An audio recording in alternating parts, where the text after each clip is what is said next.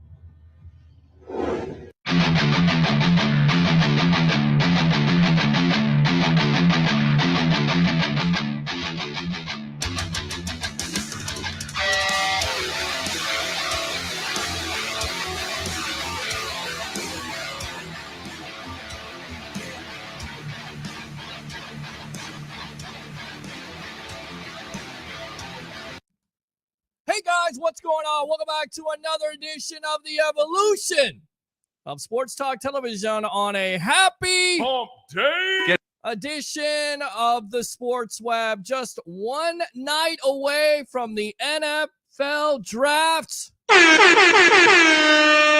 Are you guys tired of me yet?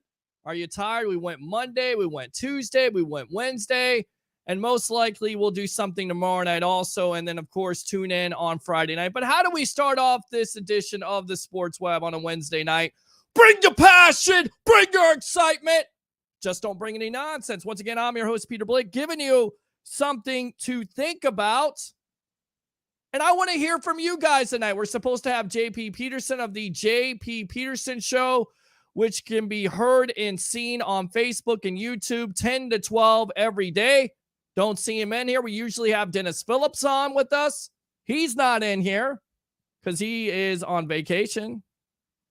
So I want to hear from you guys tonight. What do you think about your Tampa Bay Buccaneers and their draft? What should they do at number 27? Who is your favorite Tampa Bay Buccaneer draft pick of all time, first round or other? What's your favorite draft memory? 727-255-0391. It's 727-255-0391. We also have my professional handicapper extraordinaire, 1252 Chicago Sports at 9:30, Mr. Harry the Greek. And I got to play his music. I got to do it because I haven't done it in so long. And then at 10:15, we'll have the madman himself. Oh, yeah. Mr. Mark Mancini, Mancini Media, XM Sirius Radio, of course, former XPW announcer, talking about not only the national perspective when it comes to the NFL draft, but also WWE and AEW. So, with that being said, and somebody is correcting me on this, I got to go out to I Love St. Pete here. Mason Bradford said he's got 101 points this season, not 93.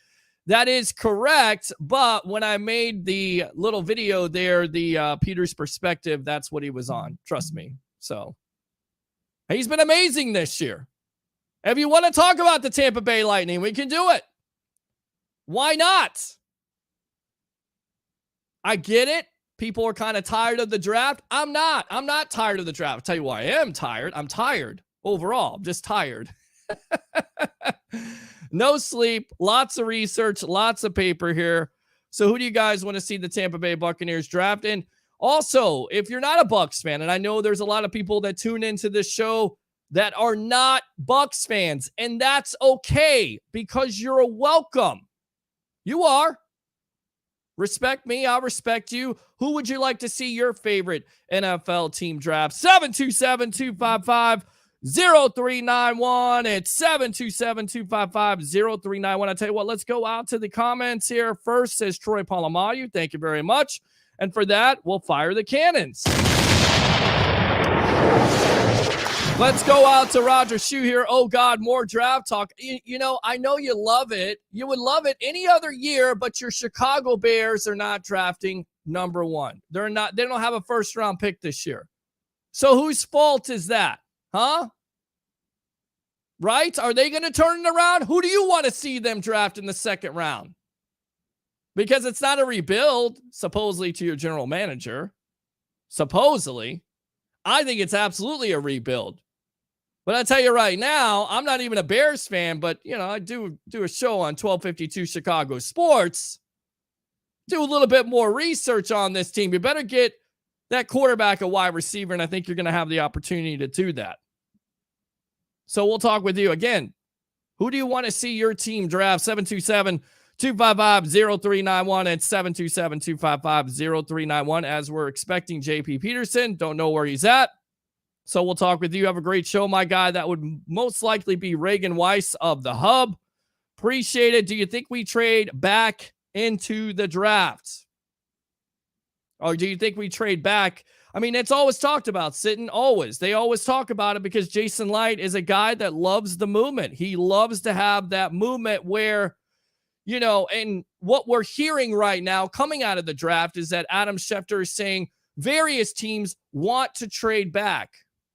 Because once you get out of that top 10, then the talent kind of, it's kind of the same, right? So you don't know who's going to be at 27. So is there a distinct possibility that the Bucs could absolutely trade back? Absolutely, yes. If there's somebody that on the board, if there's a quarterback on the board, hell, if there's a wide receiver on the board and a team like maybe Kansas City or Green Bay or somebody wants to trade back in, absolutely. Because right now the Bucs only have 6 draft picks. And they still have some needs on this team. And there's still some questions of where they're going to go. Where would you like to see them go, Sitton? Would you like to see them go with the defensive tackle? Would you like to see them go with the safety, a cornerback? How about a wide receiver? Where do you want to see them go? 727-255-0391 at 727-255-0391. So I think anything is possible with Jason Light, right? And you look at the draft picks over the years, he's done a good job. He really has. First pick, Mike Evans. 2015, Jameis Winston. A little bit of some success. TJ Reeves mentioned this last night. Second year, winning season. Not bad. Of course, the 30 for 30 people will remember that. Vernon Hargreaves, not so much. Not good.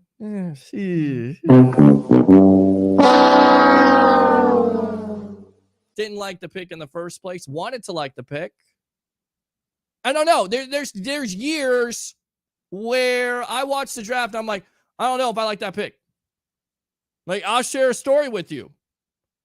I got somebody who told me up and down in 2014 that the Bucs were going to draft Johnny Manziel. And I bought into the hype of going after and getting Johnny Manziel. So when the Bucs drafted Mike Evans, I was completely surprised. And this guy was in the know. And he swore up and down the Bucs were so enthralled with Manziel. And now looking back at it with Mike Evans in the 8 consecutive 1,000-yard seasons, by the way, good move by Jason Light. Thank God I'm not a general manager, right? Right? So it kind of worked out. 16, not so much. 17, not so much. I discussed that already. That's a painful thing for me to discuss on this show. Because I thought that the Bucs were going to go with Dalvin Cook. And that's the great thing about the draft. You never know. Because at the time, O.J. Howard is supposedly a top 10 selection with all the value. And then, boom, he slips out. Who's slipping tomorrow night? Who's slipping and can't get up? Little DMX reference for you. Like that? 727-255-0391. It's 727-255-0391. That is the most entertaining thing about this event tomorrow night at 8 o'clock. That's why it's prime time. That's why you got to watch it. We don't know who's going to be the number 1 pick. We think. We'll talk to Harry the Greek. We'll see what he's hearing. Because he's the guy that has his ear to Vegas, right? He knows what's going on. Is it Trayvon Walker from Georgia to the Jacksonville Jaguars? Wouldn't be surprised. The Jaguars have done all kinds of crazy things. You hire a college coach that's not ready to go. Is that the pick? Are they looking at and seeing, wow, that guy's Micah Parsons. He's got lots of potential. Where's the statistics at? Where's the stats at? I'd rather get an Aiden Hutchinson out of Michigan all day long. Why? He's productive. People say, well, he doesn't have the potential. He's hit his ceiling already. That's okay. You need guys like that on this team. You do. You need building blocks. You need cornerstones. And I went through it last night. People say, well, the draft is not important to the Bucs because they're good. Oh, really? Because the draft has been absolutely important the last couple of years. I mean, that sets that foundation up. A couple years ago, I don't have to remind you how big of a pick Tristan Wirfs was. And I still remember to this day sitting at this table in this studio and saying what a steal it was to get Wirfs. People are, well, why do you have to trade a 4th-round pick to get up with San Francisco? Do it all day long. All day long. And look how he performed on that right side. Look how he solidified that right side, that line in itself. Was he giving up 2 sacks the last couple of years? Pretty good pick. Antoine Winfield in the 2nd round, pretty good pick. Devin White, by the way, extended by the Tampa Bay. Well, his 5th-year option picked up. Not a surprise. A lot of people felt like he kind of tailed off last year. But look, when you're missing, a Levante David, he's definitely got to play better. That's for sure. Definitely got to play a lot better. But his 5th-year option got picked up. And we already talked about the Brady stuff with him freeing up $9 million. So they can sign, you would think, a Gronkowski. It hasn't happened yet. I know there's a lot of Bucs fans that say, well, you know what? They didn't sign Rob Gronkowski, so they're going for a tight end. Watch it. I've seen this happen before. Go back into Bucs history. Former offensive coordinator Byron Leftwich signed as a quarterback. Guess what? You don't think they're going to draft a quarterback? They do. Josh Freeman. So just because they haven't signed him or signed him doesn't necessarily mean it's not a need. Now, a lot of people say, well, you signed into Ndamukong Suh. Is that a need to go after Devontae White? Hell yeah, it is. Yeah, how old is Suh? 35 years old. I get it. He's still productive, but he's not going to go on forever. And what did your defense miss last year? Did they get after the quarterback enough consistently? Not my opinion. And I think you look at Todd Bowles. Defensive-minded coach. I think the exciting thing, again, is that Jason Light, B.A., Todd Bowles, they're all together on it. It's a collaborative effort, Leo Ward. So they're going to take the best player available. But at the end of the day, what do these players remember? It's a bad taste in your mouth after that Rams loss in the divisional playoff game. And that defense was definitely a culprit. 727-255-0391. It's 727-255-0391. So good question. Come out with the questions tonight. Open phone line. Give me your Bucs memories. Give me who you want to see the Bucs draft. And even if 0391. All right. In the 1st round. Could they trade up? We haven't heard that scenario. I think that's an interesting scenario in itself. And I think a lot of people would look the other way and say, well, why would you do that, Pete? Because you're going all in. This to me is the final year of Tom Brady. It's the final countdown. Going back to that horrible rock song that you used to hear during Detroit Pistons games with the intro, And then they go out and beat the Bulls or whoever else with the bad boys. You hear that final countdown. I mean, it's the final countdown for Tom Brady. It may be the final countdown for this team being a Super Bowl contender.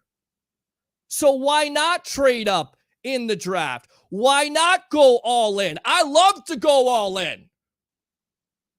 Somebody needs to budget me out because I love to go all in all the time. And if there's a year that you're going to do it and trade up in this draft, this could be the year you do it. 727-255-0391. It's 727-255-0391. Let's go out to Troy. Back-to-back-to-back shows. Peter works nonstop, even if it means not taking showers. Just got a text from Mr. Coach Des Walker. Loves to be on the show. I mean, that's what I'm talking about. I love to have that guy on the show again. You know why? He's a defensive mastermind specialist, pass rushing specialist. I'm going to teach you the X's and O's. I remember interviewing Tony Dungy a couple years ago, and he said, you know what the toughest thing about going to the broadcast booth?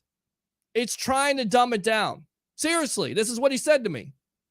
Interviewing him out in Clearwater, he said, dumbing it down. When you come on my show, you're a pass rushing specialist. Don't dumb it down. Give me the X's and O's. Give me the samurai sack. Give me everything that you got with these defensive prospects. That was fun last night. It was.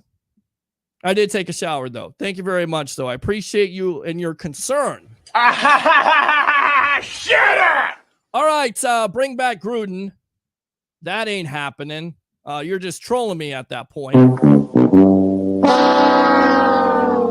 Let's go out to Rick Rock. What should they do in the first 2 picks of the draft? Are you saying close to home? The defensive lineman for Georgia will be going to the Jacksonville Jaguars, and the defensive end from University of Michigan will be going to the Detroit Lions. I agree. I don't necessarily think, Rick, that that's the right thing to do. I don't. You know, we talked about it last night. Nothing against Trayvon Walker. He has not shown enough on tape. And I don't even watch that much tape. Look at the statistics. I'm a stats guy. And if you're the Jacksonville Jaguars, I want to get cornerstones. I want to get guys that I can build around right now. I want to get guys that can build around the future that are productive. Because more than likely, Jacksonville is going to be picking in the top 5 next year, too. They are. I mean, they're a bad team. And bad teams need to get players that you can build around. And I'm not saying Walker's not one, and he may be one. But I would take my chances on an Aiden Hutchinson out of Michigan. All right, let's go out here. All right, you read the same comment there. Let's go out to Roger Shue. Welcome back, Greek Oompa. We missed you. We did. Did I say it right? Probably not. Probably be corrected. Let's go out to David here. I'm going to be pissed off if I wait up till 27 and we trade out the first round. Certainly possible. And that pick's probably going to be 11:30 at night. 11:30. I mean, you remember last year.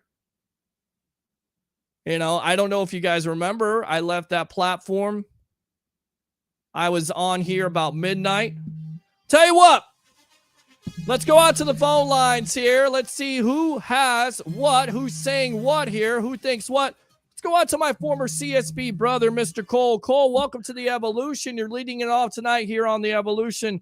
What do you have to say about your Tampa Bay Buccaneers picking at 27? And also, who is your favorite draft pick and your favorite draft memory of all time, my friend?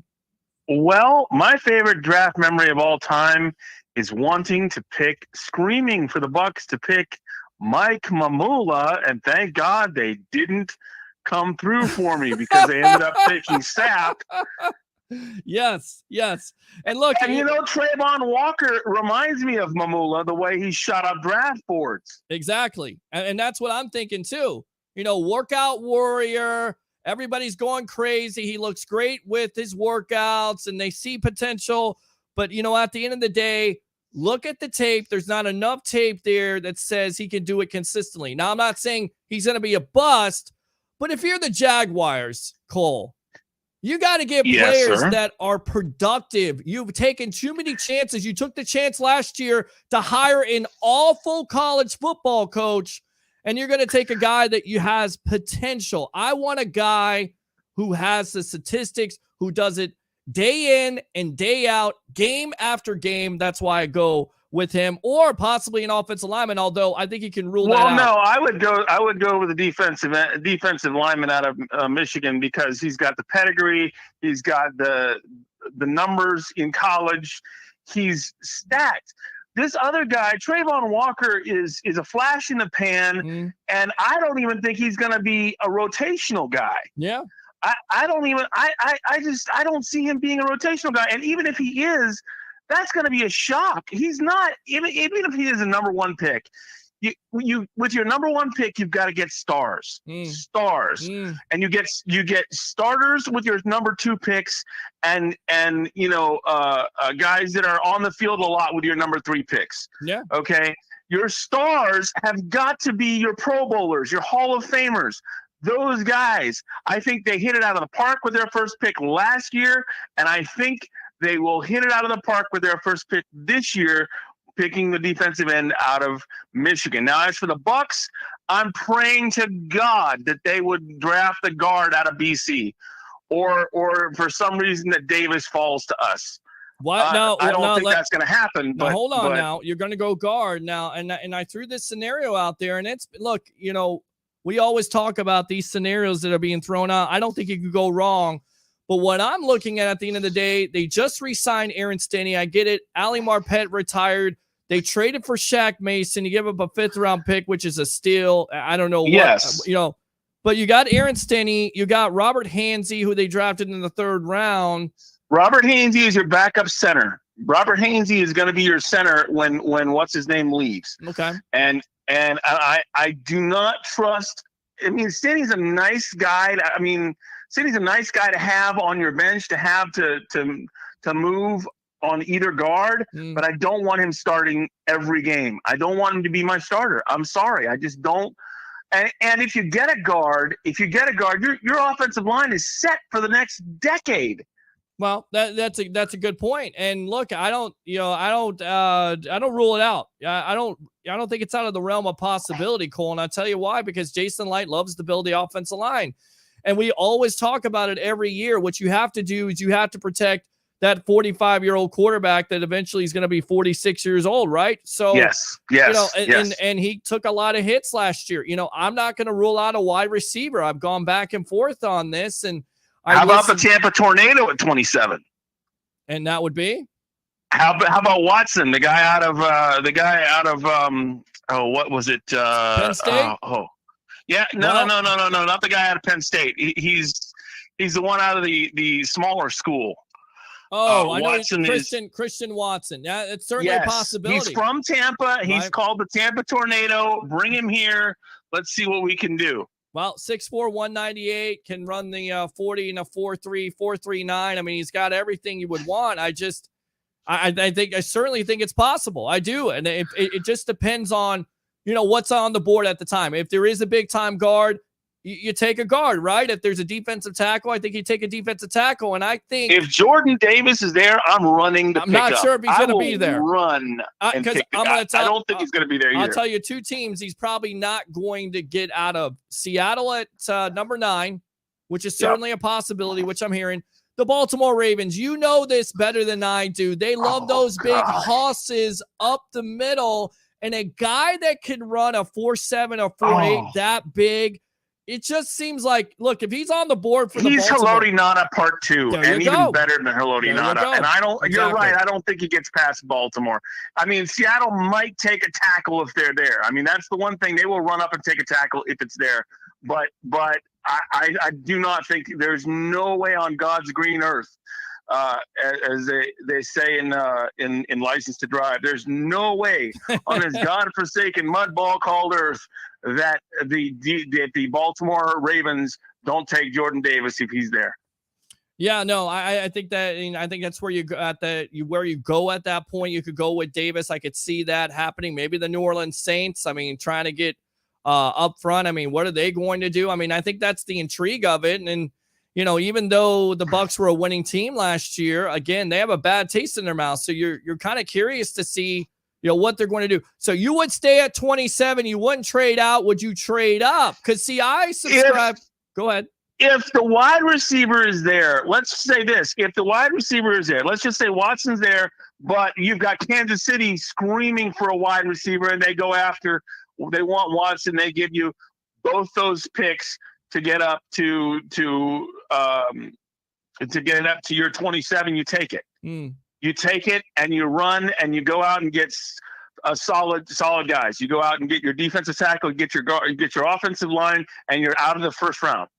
Okay. You got both in the first round. That's what I would do if he's there. I pray that when the Bucs pick, there's a wide receiver there, because there's going to be guys screaming for wide receivers. Yeah, no, and I think that's where it starts. It's always the run on quarterbacks, Cole. I think the run is going to be on wide receivers, and I'm curious to see, these big-time teams like the Green Bay Packers, finally, they're going to have to draft a wide receiver. They should have did it 5 years earlier, and then they wouldn't be in this predicament with the Don't bet on it. Well, don't bet on it. Don't bet on it. The Packers will sit back and let the draft come to them to their detriment. Trust me, they will not pick a wide receiver until their final pick after the Bucs. Yeah, I mean, if they do at all. Well, I mean, look, they got Lazard. I get it. They lost Valdez Scantling. They lost Devontae Adams, but they also have Sammy Watkins. We talked Juju Smith-Schuster isn't. No, he's not. No, he's Kansas City. So. I was thinking of Valdez Scantling, and he's also with them. But anyway. All right, give me your favorite. Man, it's been great talking to you, bro. Cole, really quick, favorite Buck of all time draft pick, and also give me a draft story really quick that you can remember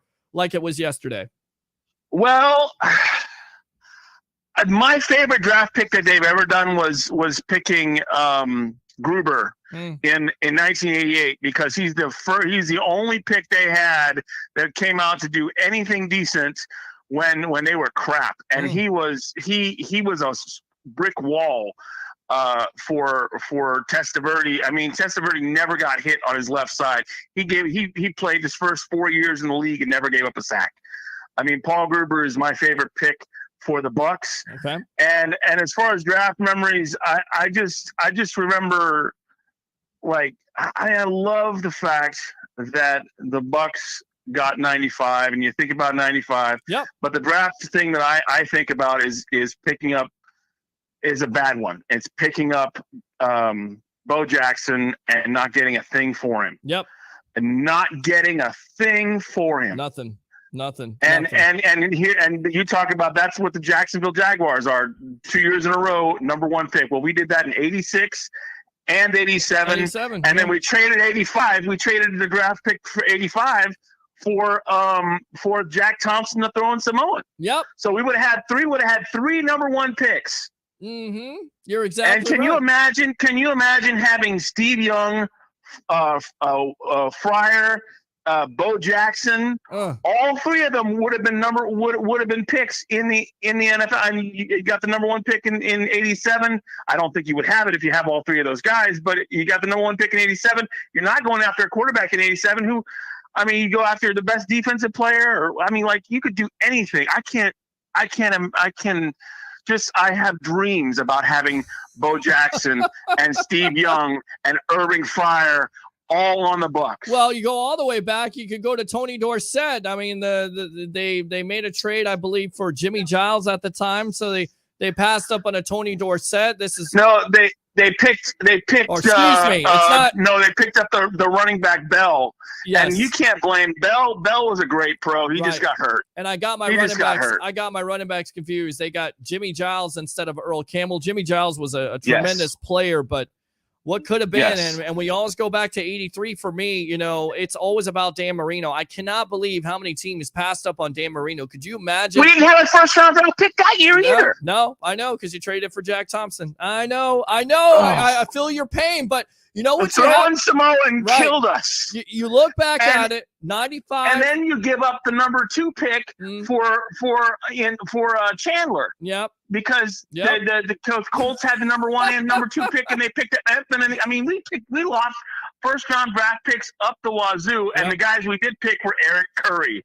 The guys we did pick were horrible draft picks. You have to feel good about tomorrow night and what Jason Light has done. I mean, the last couple of years here, from 18 where it's Vita Vea, 19 Devin White, 20 when it's Tristan Wirfs. So you have to feel, you know, again, he's come a long way from drafting the kicker in the second round. And I never would have thought that, but he's a great GM. I never would have said that after that horrible debacle there, but he's made up for it big time. All right, my friend. If he's not here, we don't get the coach. If we don't have the coach, we don't get the quarterback, and we're squat. So you got to start with the GM, and he deserves all the credit in the world. Smart man. Let me go ahead and give him the Ric Flair. Yes, sir. Definitely use your second call. All right. How about them Bucs, baby? Appreciate you, yeah, Cole. Baby. See you later. Appreciate you. There you go. So that's how it's done. You know how easy that is? Dial the phone line if you have a favorite Bucs pick of all time. If you have a draft memory. I don't care if it's Bucs related. If it's your favorite team, 727-255-0391. It's 727-255-0391. See, you guys thought, well, he doesn't have a guest. He can't talk. Really? Oh, really? You mean the guy that went 5 hours in round 3 through 6 talking about draft picks and guys you don't think I could carry the show? Okay. But I like to hear from you. I like to hear your favorite draft memories. Even you, Roger Shue. You tribal troll, you. But, just going back to it and thinking about it, the last couple of years has set the foundation for the Tampa Bay Buccaneers to win that Super Bowl and have the opportunity to possibly win another Super Bowl this year. Not only with the first round pick, but the second and third round picks. Those mattering even fourth and fifth. Because these players are getting older. So that's how you supplement it. That's what the good teams do. Free agency is a tool, but free agency can be also a tool of ignorance. It can be. So, the bad teams, they overpay in free agency. I'm not saying you can't get some good players out there. You can. But usually you have to overpay. The bad teams overpay. You know why? Because it's a Band-Aid. When they miss on that draft pick, they have to do their due diligence to go into free agency and cover up that boo-boo, if you will, with a Band-Aid. 727-255-0391. It's 727-255-0391. We're supposed to have Harry the Greek. He's not here yet. We were supposed to have JP Peterson. He's not here yet, so we'll take your phone calls as always. One night away from the draft. We got Mark Mancini coming on here in just a little bit. So let's see here. Yeah, trading out is certainly a possibility depending on who trades up. What's on the board? Is there a quarterback on the board? Is there a wide receiver on the board? Are you going to get a first-round pick next year? Because I'd trade out of the first round if you're going to get a first-round pick next year. And we heard what Jason Light had to say, right? It's fluid. Everything is fluid. Everything is, they got 90% done. Most likely they got everything they need to get done at this point. They know who they're going to take. They've mapped out all the scenarios at this juncture. And we'll see what happens at 11:30, maybe possibly earlier, or maybe not at all tomorrow night. All right, let's talk golf for a minute. Well, what do you want to talk about? Miniature golf? You want to talk about your poor golf game? We can talk about that.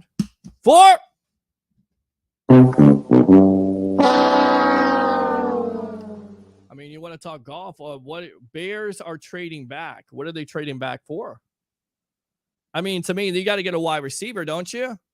What have you done? Seriously, you're a Bears fan. There's Bears fans that watch this show. What have the Chicago Bears done to help out Justin Fields? Honestly, at this point, what have they done?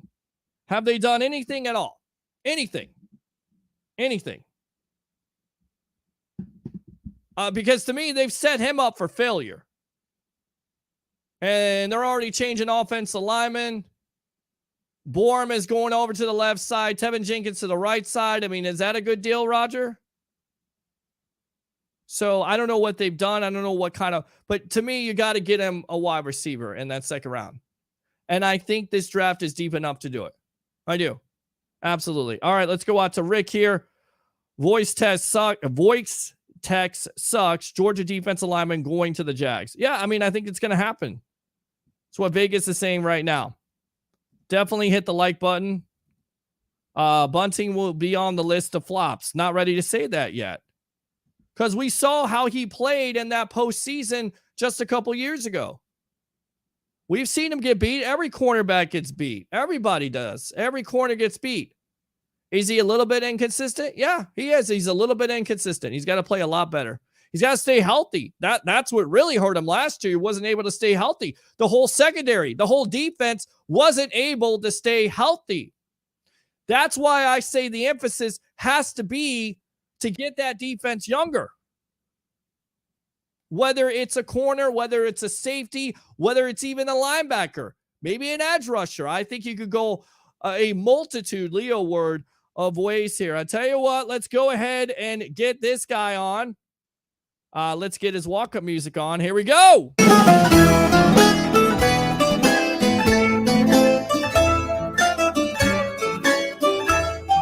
Professional handicapper extraordinaire at 1252 Chicago Sports, Mr. Harry the Greek. Welcome back to the Evolution. And we have been just talking about the draft. I'm getting, Bucs fans' thoughts on what the Bucs should do at 27, their favorite draft memory. I mean, I know you're a Bears fan, and I know you're also somewhat of a Bucs fan because you're covering. I'm a Bucs fan too. How you doing, Peter? I'm doing great, buddy. How you doing? One night away from the draft. I'm fired up. I'm tired, but I'm not tired. I'm ready. Are you excited? Because I'm excited. Are you excited? I'm so excited. I'm so excited. I can't hide it, buddy. I'm about to lose control, and I think I like it. I mean, that's stop it. No Dennis tonight, no JP, so it's just me and you, buddy, for 30 minutes, and then we'll go out to Mark Mancini. But give me your favorite draft memory that you can remember yesterday, or something that fondly draws you to the draft every year. I'm going to tell you what. I'm going to give you the last one that I remember that I was really fond of. Okay. Back some years back when Aaron Donald was getting drafted, the Chicago Bears were one spot behind the Rams, and they had opportunities to leapfrog them, and their biggest eyes was to go get Aaron Donald. I mean, if you really think about it, when you think of Chicago Bears, what do you think of when you think of the Bears? Defense. I think defense, always defense. I think Mike Singletary. I think Dick. Could you imagine the career that Aaron Donald, not taking anything away what he has done for the Rams, but could you imagine he'd be an instant Hall of Famer? Mm-hmm. He is now, but I think his career would have even been better. Okay, sitting there next to an Akeem Hicks, a Khalil Mack, and including now with Quinn. But the reason why it so sticks in my memory is because the Chicago Bears probably made the second worst draft pick in the history of their organization. One was a quarterback that was drafted late in the 90s, and I think it was Josh McCown. No, it wasn't Josh McCown. It was Cade McNown. Cade McNown, yes, the greatness out of UCLA, yes. Absolutely loved him. But they ended up getting the great Kevin White, the freak, the guy that was just chiseled. He was supposed to be the next Jerry Rice. But he had bone structure issues. He just couldn't stay healthy. So that's what I think of when I'm thinking the draft. So there's not really a good memory. I could give you a ton of memories. I remember back in 1983 when they drafted Willie Gault out of the University of Tennessee. Yep. I remember when they drafted Mike Singletary, Jim McMahon. Can I tell you a good story about the draft? Tell me. Steve Young was behind Jim McMahon at BYU. A lot of people don't know that. And Jim McMahon set all the records for the BYU Tigers. Anyway, the Bears selected him in the first round. Very, very, very high draft pick. And Papa Bear Hallis was still alive, and Mike Ditka, and all the brass with Buddy Ryan. They're at Hallis Hall. I still have the article from Sports Illustrated. And anybody who knows stories about Jim McMahon, you're going to be like, wow, did he really do that? Now, the godfather of all of football is George Hallis. You'd have to agree with that, right? Absolutely. Sure. Okay. Absolutely. So they had a limousine pick up McMahon from O'Hare Airport, and you have the whole crowd of coaches and the owner sitting, looking out the window, the picturesque window, and they see the limousine come up. And here comes this dude. He gets out of the car. He's got a little cooler in one hand. He's walking into the door with a pair of cowboy boots, a pair of ripped jeans, and a T-shirt, sunglasses on. Everybody is stunned. He walks in front of Papa Bear Hallis as Papa Bear Hallis is sitting right behind his desk. He sits his fat ass down right in front of him. He lifts up both his feet, puts them on top of George Hallis's desk. True story. Right. Leans over into his a cooler, pulls out a Budweiser, opens it up, takes about 2 or 3 sips, puts it down, and George Hallis says, I guess you're not here to, impress anybody. And he goes, no, coach, I'm just here to play football. True story.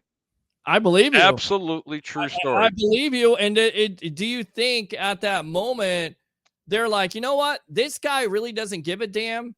So if he has to face adverse situations, he's going to be cool as a cucumber, right? Yeah. But to finish off what he did in Chicago.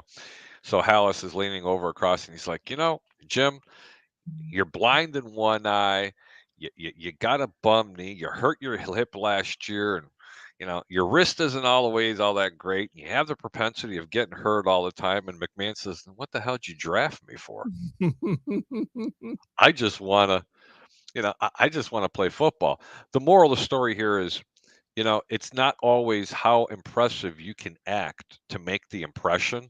It's Sure. about your abilities, number one. Mhm. Number two, the fact is that George Halas thought he was going to get him on the cheap because he threw around quarters like they were manhole covers. Okay, let's just be honest. Okay, he was cheaper than the Culver houses were. I'm telling you, it was 1-2, it was 1A, 1B. I'm not Wait kidding. a minute now. Oh yeah, he was. He was that cheap? Wow. He was cheap, buddy. He was cheap.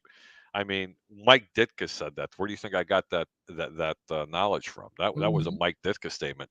But man, what are some of my favorite draft memories with the Tampa Bay Buccaneers? One of my favorite quarterbacks ever to play. Everybody's going to probably throw rocks at me.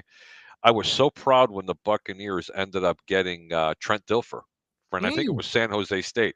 Still one of my favorite quarterbacks. And I'll tell you what, Fresno State, and had he been in someone else's system, let me tell you this: Trent Dilfer would be a Hall of Fame quarterback if he was in BA system. Tell you what, hold the line here. We got one of our favorite callers here. Let's go out to Curtis. Curtis from Newport Richie. Long time no here. Welcome to the Evolution on Draft Eve. You're on the phone with yours truly, along with Harry the Greek professional handicapper extraordinaire. What do you have to say, my friend? Puff, puff, pass. Puff, puff, M-effing pass. Okay. All right. So what's I don't know, man. What's the storyline for tonight? Well, storyline is it's one night away from the NFL draft. What would you like to see the Bucs do at 27? What's your favorite draft memory? What's your favorite Tampa Bay Buccaneer draft pick of all time? That's the storyline, my friend. Let's see. I was at the draft day party. Okay. Which year? The year we drafted Vita Vea. Oh. And the reaction was everybody was a little disappointed because Derwin James was still on the board. Well, and that's what it was that year. Everybody wanted Derwin James, and I get it. Florida State guy, lots of Florida State Seminoles. But, you look at it, man, oh, man, Vita Vea has been everything as advertised. I wasn't sure about it. You never can go wrong, guys, when you have a 350-pound tackle that can move like the wind, baby. What did he run, like a 5 flat? Yeah, 5 He ran 5 flat. That is so impressive. It's not even funny. And again, since he wasn't listening, my favorite draft memory of the Buccaneers is Trent Dilfer. I'm going to be honest with you. And I'm going to tell you guys this, and I'll keep preaching it. If you don't agree with me, great. Please challenge me. That man would be a Hall of Fame quarterback had he been in BA system. Of course. Well, I love Trent Dilfer. I love Trent Dilfer as a Buccaneer. Tony Dungy did not have an offensive system for that guy. No. He did. One of my other favorite drafts, Warwick Dunn and Allstott. Thank you. Oh, yeah. In 1997, and I remember this because I was talking to TJ Reeves about it, a friend of the show, Buccaneer sideline guy of the Buccaneer Radio Network. I stayed up the night before with my father, doing all these draft picks, and we came to the conclusion at the time, Warwick Dunn may be there at number 12. The Bucs need to grab him. He did everything correctly in college. I still remember him making big plays his freshman year, especially the 75-yarder in the swamp. And then on top of it, you followed the man's story because he lost his mother, who was a cop. He took care of his sisters. I remember that. And look how he's turned out as a man, buying, other families out their homes. It's amazing. And the one thing about Mike Allstott, he does not have Hall of Fame numbers, but he's one of the most beloved Buccaneers ever. Yeah. He's Ring of Honor, isn't he?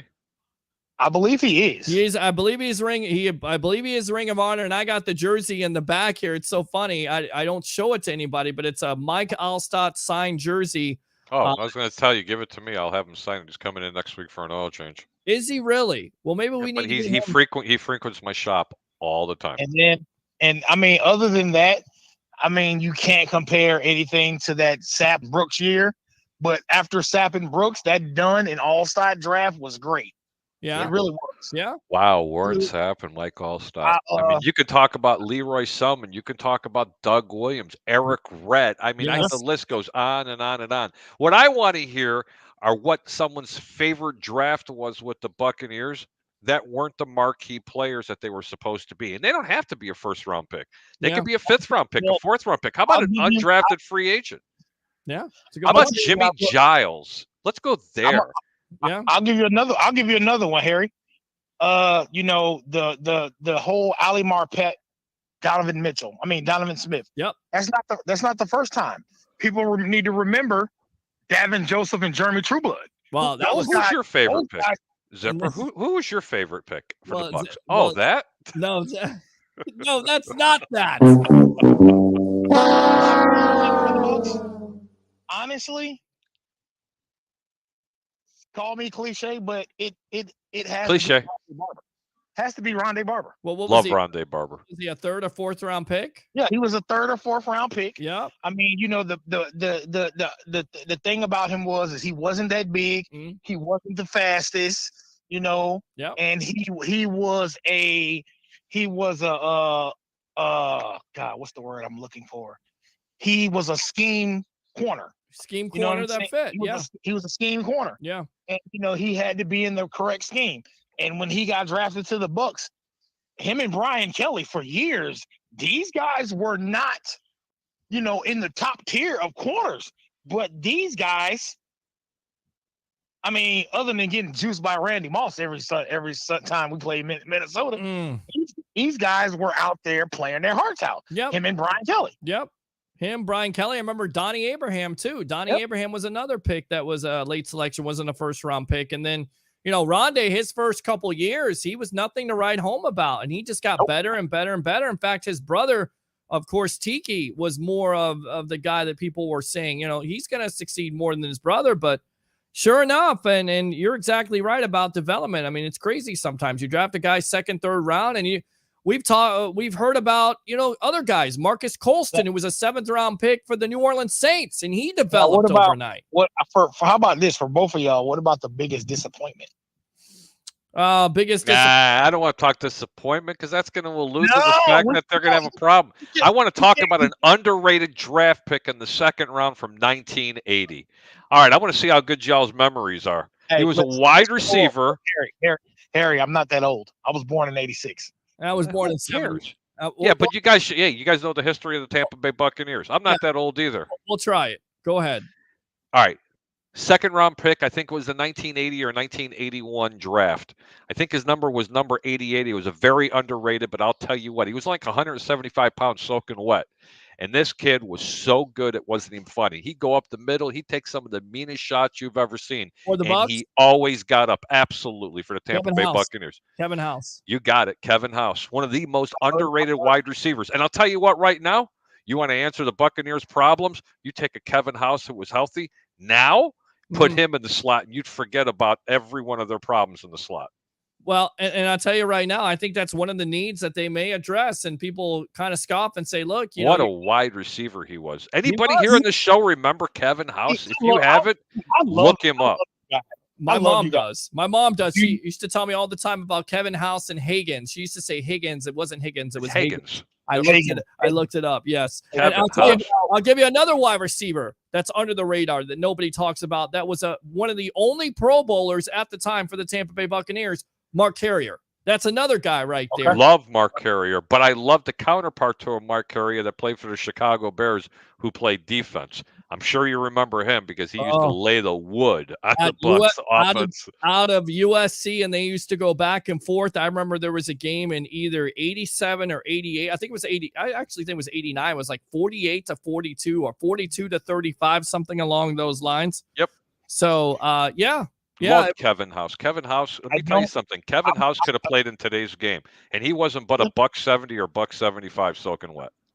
Okay, I'll up the ante on you, Harry. A couple of years ago, we had a kid, and I know y'all remember I know y'all gonna remember this name when I say it. Paris Warren. Kid had a great preseason. Oh, the last preseason game, he gets hurt. Oh, he broke his leg. Oh, it was. It was. You know, I've seen this story continues to happen. You'll hear about that year in and year out. It happens to literally every single team, unfortunately, and it's usually because they're going all out. and it's a shame. It really, really is a shame. That kid, listen, let me tell you something. That kid, if he wouldn't have got hurt, he was definitely making the team because he was balling out. Yep, he was balling out. You're absolutely right. All right, so I think probably the biggest disappointment for me was because there was so much pub for that draft at the time. Vernon Hargraves, Noah Spence, and of course Roberto Aguayo, because simply he was the most accurate kicker in Florida State history. And here, you're getting on a radio show at the time. That's what I was doing. I was trying to sell this. I was like, this is the right pick. The Bucs have had nothing but problems ever since they got rid of Matt Bryant, and he was a complete and total disaster. I took nothing but hell for defending a Florida State Seminole who was the most accurate kicker in NCAA history. That was probably the biggest disappointment. I agree with that. I'm not going to say anything about Gaines Adams because, he died tragically early. Well, you always associate Gaines Adams with the Calvin Johnson draft, and I'll tell you this story. There was talk of John Gruden wanting to trade up and get a Calvin Johnson at the time. And I believe the ownership, the Glazers, said, you know what? No, we're going to go defense. We're going to let Monty Kiffin, the defensive coordinator, have his pick. They went with Gaines Adams. And, of course, the rest is history. I mean, he flashed the first year. Then after that, he was eventually traded to the Bears, passed away, I believe, from heart trouble. You rest in peace to him. But, yeah, that didn't necessarily work out. Eric Curry's another guy that didn't necessarily work out of Alabama. Daquan Bowers. Oh, goodness gracious. I mean, Daquan Bowers. Well, look at that draft of the last couple years, right? I mean, you get Daquan Bowers, Brian Price, Claiborne, and you understand what Dominic is trying to do, right? He's trying to build this defensive line. Right, but the problem is, and I always said this, you got to get veterans. You can't just throw those kids out there because you're not, there's no, they're not worried about anything. You're not worried about finding a job. You're just handing them the job over with. And it was a disaster. Claiborne couldn't stay healthy. Of course, they passed on Cam Jordan, which he's still making the Bucs miserable for. Yeah. How about this? So where does OJ Howard fit in all of this? He's a bust. He's a bust. You can't look at it any other way. He's a bust, and it's a shame. The guy's got more talent than anybody. Him, Austin Stafarian Jenkins. Oh, there's another one. Are you serious? Austin Safarian Jenkins had off the field issues prior to coming into the league. He never should have been picked up. Well, Harry, hold on. Here's the other problem. He reminded me of Eddie Lacy. He could not keep his weight under control. Nope. He could not keep his weight under control. And according to the video, when he got arrested, he had to take a and that's what he kept on saying in the video there. And you're exactly right. You saw him, and at the time, Lovey was the coach. They were thinking, look, the Buccaneers are going to be like the Bears, big wide receivers, Mike Evans, Brandon Marshall, Jackson, right, the late Vincent Jackson. You have Austin Green Jenkins. You got Josh McCown. It's going to work, and it completely flamed out. It was terrible. And then on top of it, you had Charles Sims, who showed flashes of brilliance. He was a third-round pick. So lots of disappointments in Bucs history I'd like to give you a big disappointment. The worst draft that I remember in recent time for the Tampa Bay Buccaneers. Yeah. I think they only had like 5 picks, if I'm not mistaken. It was the 2000 draft. That was ridiculous. That was absolutely atrocious. And I remember that I think it was Coleman was taken in the second round because they didn't have a first-round pick because they traded it away or something. Remember? Coleman. I think it was Nate Webster, James Whalen. I don't remember. It was Joe Hamilton. They took Kenyatta Walker in '99, right? There was a quarterback. I think it was that's the '99 is the year that they picked up my boy, Mr. Sean King. '99 also they took McFarland with the first round pick and over Javon Curtis. Booger McFarland. But Joe Hamilton they took in the 7th round, who was supposed to be a higher round draft pick, but that was by far the worst draft that the Tampa Bay Buccaneers had ever have. And just to think that 2 years later they were winning it all. Yeah. Just think about that. And it wasn't because of that 2000 draft. Let me make that really clear. That was primarily what happened 95, 96, 98. You notice I didn't say 97, 99. So what about? Go ahead, brother. No, that was it. That's what I'm trying to say. But that was probably the worst draft. I'd like to know what you think the worst draft was, Peter, because I can't think of anything in Tampa Bay lore that was anything worse ever than that. Well, I mean, when you don't have a pick and your pick is Marquise Walker from John Gruden and he doesn't even see the field, that's probably one right there. What about the year? I still love the guy. But what about the year we drafted Michael Clayton? What year was that? I think it was 04. The year after it we won was 04. Yeah. Yep. 15th overall. I mean, they're definitely. I love Michael Clayton too. I don't. Hey, Michael Clayton was a mid-first round pick, I think. He was. Listen, 15. But what I'm saying is, I don't remember anybody from that draft except for him. Well, I remember one player, Steven Jackson, but I think he was off the board at the time. And I think Steven Jackson was a undrafted free agent that year. No, Steven Jackson I believe he went to the Rams, did he not? Oh yeah, no. Yeah, the running back. He went to the Rams. Yeah. You're right. That's right.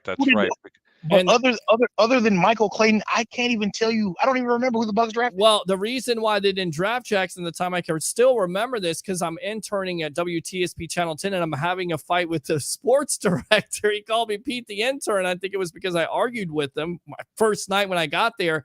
Why don't you draft a running back? And the reason why Gruden didn't draft him because he couldn't pass protect. The guy was a bowling ball. He was a monster in his prime. And the Bucs, once again, were looking for a running back situation that they couldn't find. Cadillac the year after Clayton. Yep.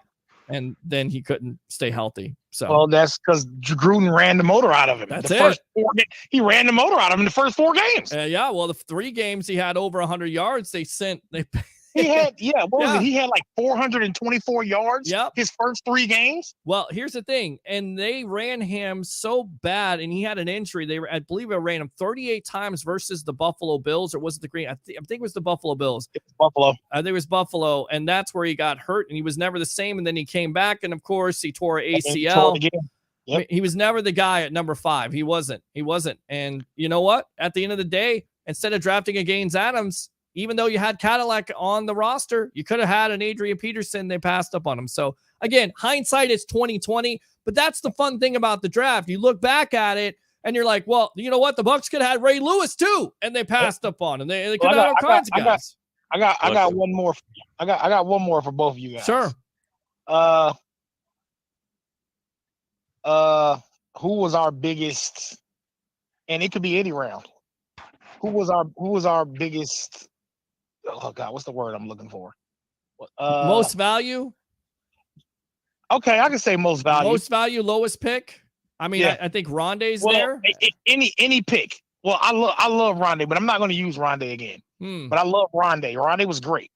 I think you have to say Chris Godwin, where he was drafted 3rd round. I mean, he's turned into one of the best wide receivers in the national. That's not low enough. Come on, give me a 5th. Give me deep pick. 5th, 6th, 7th rounder. Wow, I don't know. I mean, give me deeper, man. Give me deeper. 3rd round. That's what she said. So. What round did Will Golston go in? Will Golston, I believe, went in the 4th round. I believe. The guy has been around for almost 10 years, man. He has. And you know what? He is a lunch pail guy. You know, he doesn't necessarily get the pub, and I'm looking it up right now as we're speaking. William Golston, I believe, is a 4th round pick. And of course, it doesn't have it here. 4th round, 2013. Goodness gracious. I don't know how I remember that, but he was 4th round at a Michigan State. So I'm not going to lie. I'm going over a lot of picks in my head. I'm very puff pass right now. Okay. But, well, at least you called. I knew that. Of course we know. I love Levante David in the 2nd round. Oh yeah. You get this guy was supposed to be a surefire 1st rounder. Sure. Okay. And he had the bad drug test like Sapp and like Tunzel and like everybody else. And he failed. And he fell hard. Yeah. And every team passed on this guy. Well, I'll tell you another disappointing draft, and I went to that draft party. It was in 2012. They drafted Mark Barron, and at the time, they probably should have drafted Luke Kuechly or somebody like that. And they didn't. They passed up on him. Of course, they had Levante David, but they also ended up drafting in that moment Doug Williams. Doug Martin, they traded up for him, and he had the muscle hamster. Yes, the muscle hamster, which he did not like to be called. And, but besides the injuries and the off the field stuff, he's a pretty solid pick at the time for Greg Schiano. Well, I know Bucs fans were comparing him to the next coming of Ray Rice. Yep. So, all right, Curtis, anything else, my friend? Who do you like to see them draft at 27 tomorrow? Defensive tackle, tight end, cornerback, edge rusher, wide receiver. Where are they going?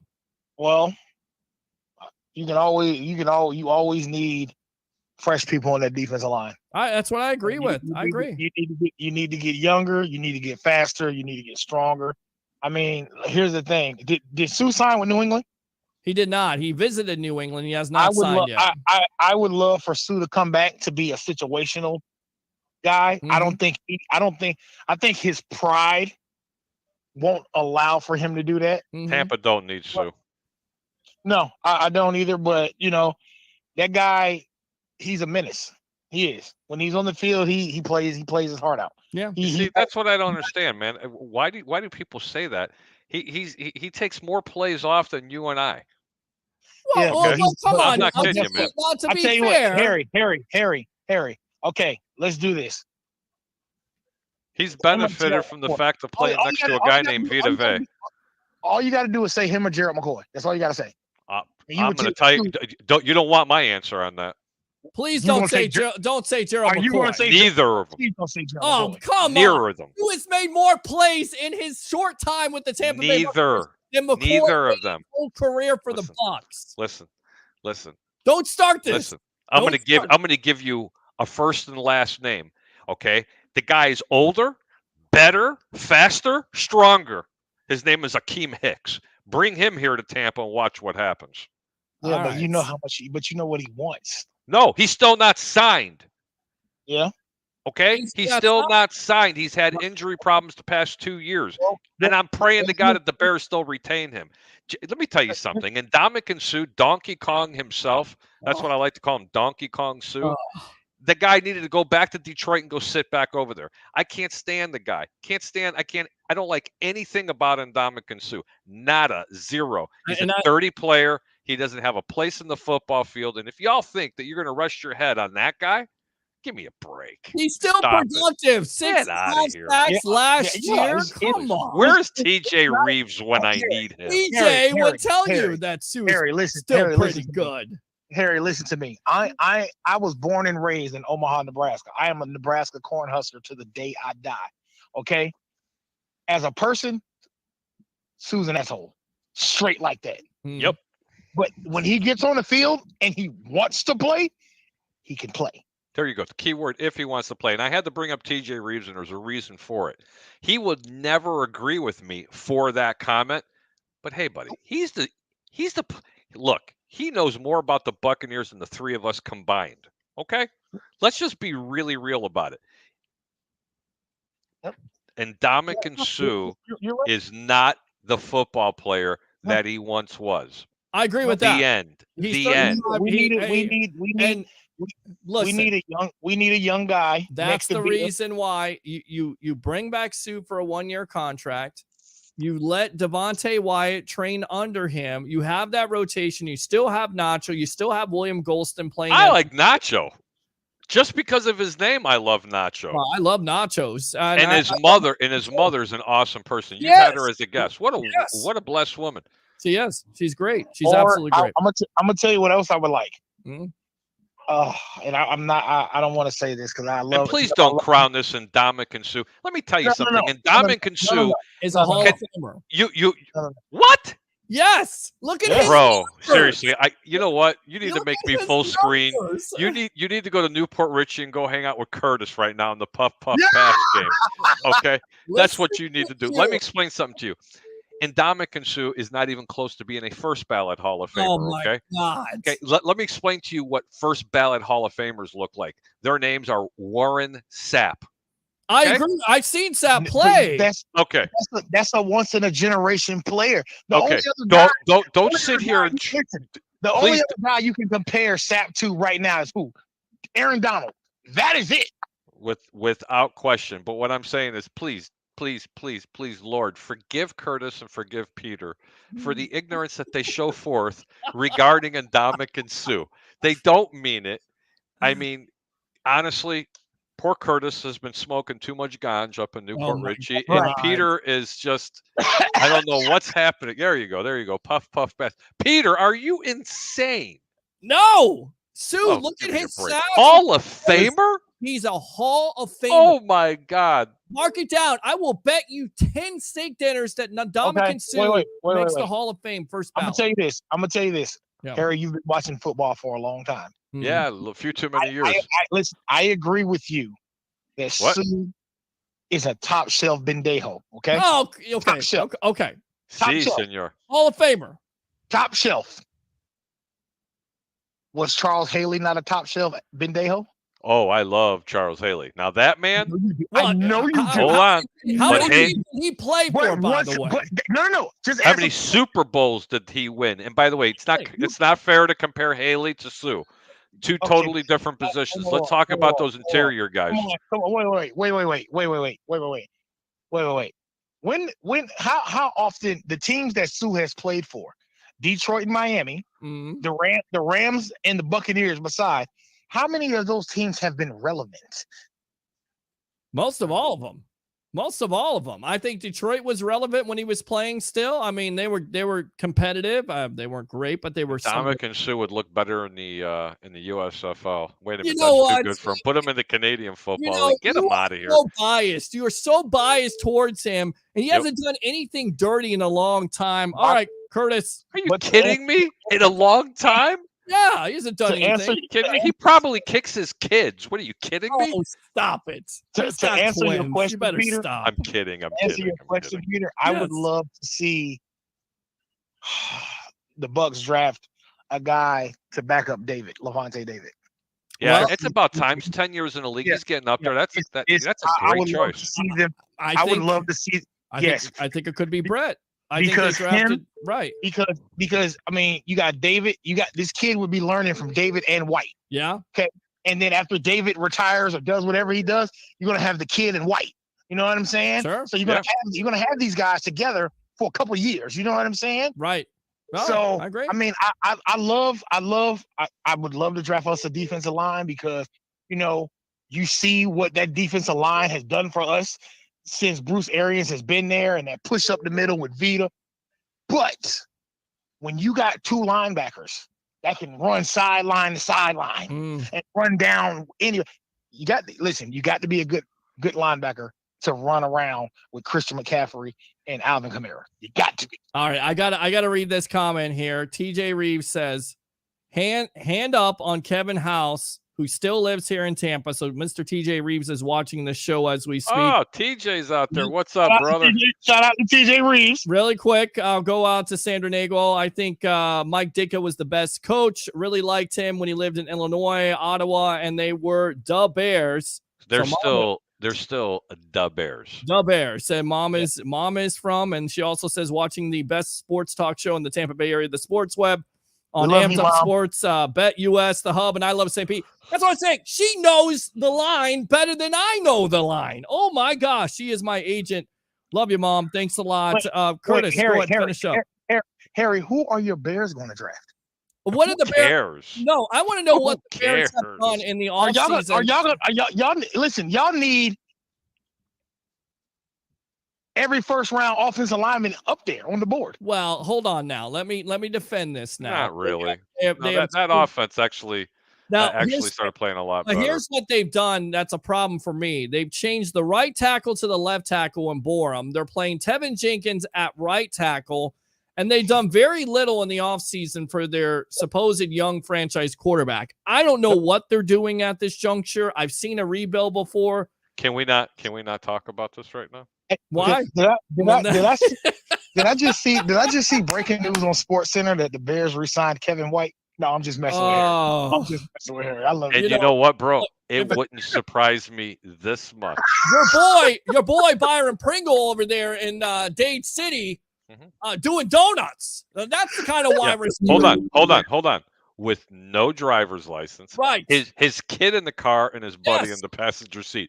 And instead of going, Ossifer, I'm really sorry. I was just trying to show off in this 800 horsepower car. I know I deserve a ticket. But no, let me act like an ass so I can get arrested. Right. There With you a go. suspended license. What an idiot. What an absolute idiot. Wait, y'all got rid of Allen Robinson. Have y'all signed anybody at receiver? Yeah, they did. They got Pringle, but he's in the crinkle right now. I'll tell you who they're going to go after. They're going to go after one of the receivers, believe it or not, from the Jalen Waddle? No, is it Waddle? no, what the hell's his name? From Carolina. Who are the two receivers in Carolina? One of them they're going to end up with. Promise you, breaking news will be coming out on this soon. Really? I don't like listen, I'm gonna say this. I really don't try to judge those kids. There's something about that kid. Which one? From Carolina? No, the receiver from USC. What's his name? Oh, Drake London. Yes. And a lot of people compared him to Mike Evans. Now, look, that's lofty comparison. He's got the body type and everything. I'm not sure if he's going to be Mike Evans, but I understand why scouts are trying to look at him. Drake London. Yeah. Harry, who was the last relevant receiver to come out of USC? Oh my God. Wow. Who was it? Because Dwayne Jarrett was a bust. Yeah, Dwayne.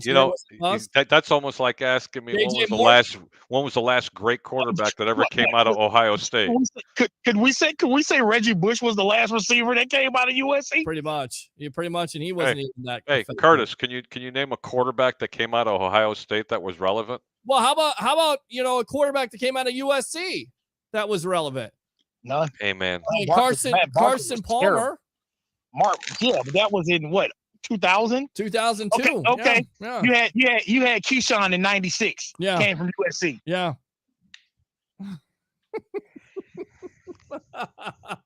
All right, good stuff, man. I appreciate you as always, Curtis. Use that second call, all right, my friend? How about them Bucs, baby? Appreciate it. I love that. I love the draft memories. Curtis, much love, my brother. All right, who do you think the Bucs select number 27? I want to get you out of here on that. Wow, I have care less. I'm kidding you, Peter. I'm kidding you. Okay. Who do I think? Honestly, I think they're going to surprise everybody. They're going to go for a D lineman. Really? Yeah, I really do. I think they need to do something. And I love to pile on Ndamukong Suh. I understand the guy's had a great career and everything else, but it's time. That's a glaring need for that defense, and especially with the propensity of not being able to keep some of their defensive linemen healthy, they have to go in that direction. Over under how many quarterbacks? Vegas says right now 2.5 quarterbacks. I don't know what 2.5 is. I guess if Baker made it's actually over or under 3. Okay. That are going to go in the first round.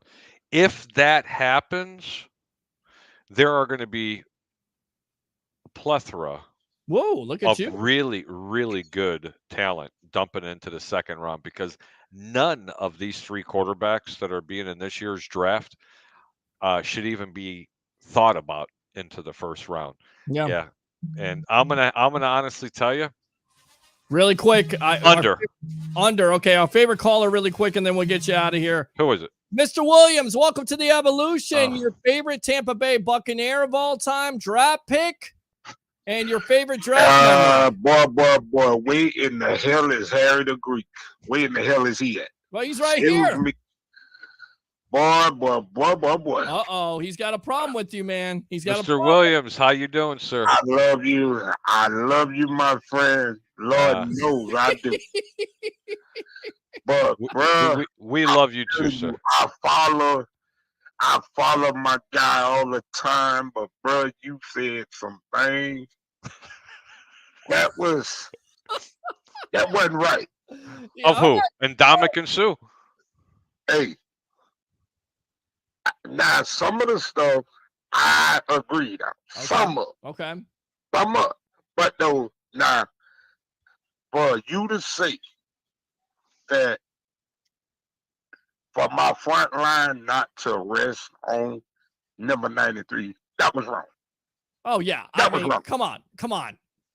Because, see, I'm going to tell McCoy, you, come on. he is a better player than No, I didn't say he wasn't as good. McCoy. Mr. Williams, I never said he wasn't better. I didn't say he wasn't better than Gerald McCoy. I just said I wouldn't have either one of them on the team. You said he is a dirty player. Okay. Oh, he is. Now, Matthew Stafford kicked him. Okay. Payback is a gray head dog. Okay. Did you see what he did to poor Jay Cutler? Not once, but twice. Seriously. Has See? anybody looked at these videos? That's what it is right there. That's where. Okay. Have you seen what he did to Aaron Rodgers? It was okay. I liked Ndamukong Suh when he did that. Him and Aaron Rodgers was going at each other neck since he was in Detroit. Okay. Okay.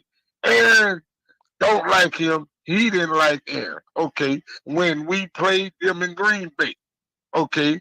Aaron Rodgers in one play grabbed him by his shirt. Okay. Now I'm finna come back there with the 9 seconds left and I'm finna push you down and almost turn you over.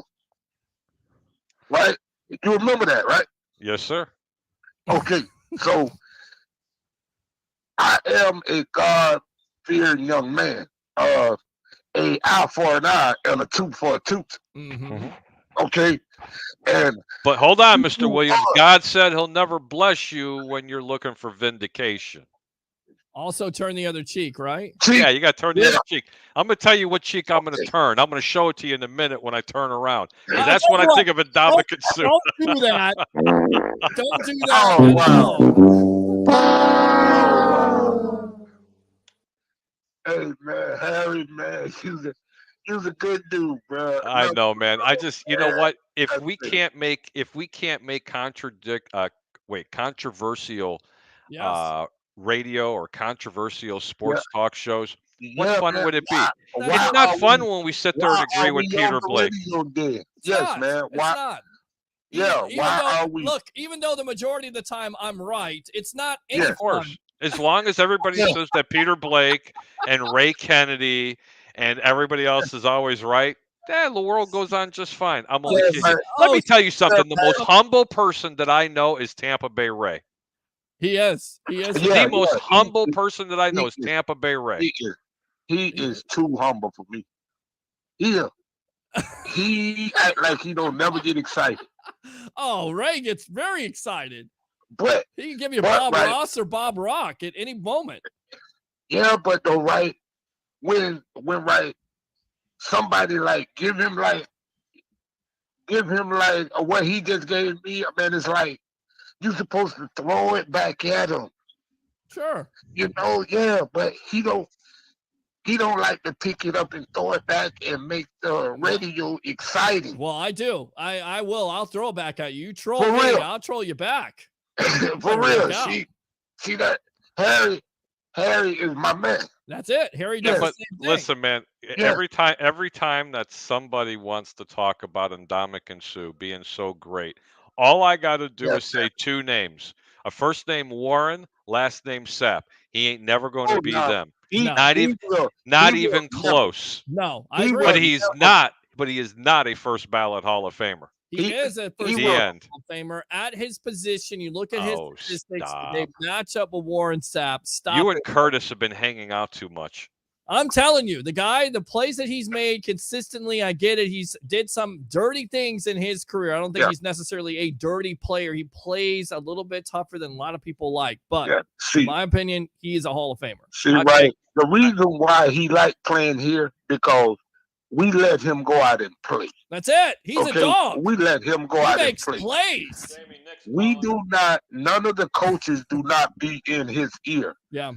And Bruce said it when he was the coach. Hey, Ndamukong Suh, we don't say nothing to him. We let him go play. Let him go play his game. And that's why I say we are gonna re-sign him. He's gonna take this 1 year. Lord knows, I want to see Jason Pierre-Paul back. Well, we'll see about that because Can't afford him. He's another one that's getting old. I mean, the guy's gonna need a walker soon just to get out onto the field. They got to get younger, guys. Come on. I agree with you. Okay, you got to stop living on what these people did 5 years ago, Mr. Williams. I want to know before you go. Who do you think the Buccaneers? You don't have to give me a name. What position do you think they're going to draft in the first round? I'm gonna tell you. I hope we go back in my secondary, buddy. Okay, so secondary, so safety, cornerback. Where do you want? Corner. Oh, corner. Okay, that's a good idea. Corner. I'm saying defensive line because they got to do something with the Ndamukong.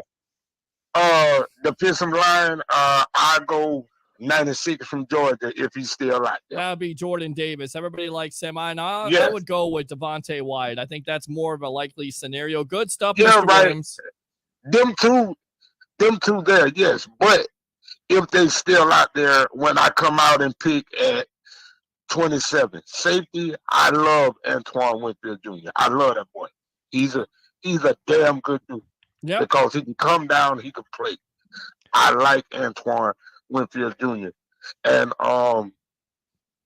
they need to put somebody else behind him that's gonna be there. And Carlton Davis, I wish you the best. I need you to stay healthy. Yeah. And I don't want you to get beat. Well, you don't want him to get beat, but, I think Carlton Davis is the best corner on this team when he could stay healthy. I mean, that was a big part of this defense. Sean Murphy-Bunting coming into a free agency year. Jamal Dean coming into a free agency year. So it's certainly possible, Mr. Williams, that they could address that position. Absolutely. Yeah, right. Because we need to bring a lot of depth in our secondary because it's a lot of guys that we ain't going to be able to afford after this year. I agree. Good stuff, But Mr. That Williams. is good stuff. But one thing I do like, they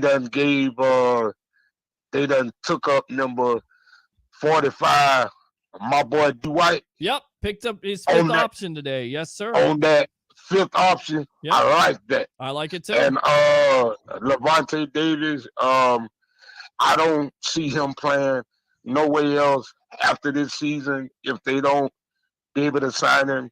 I believe that.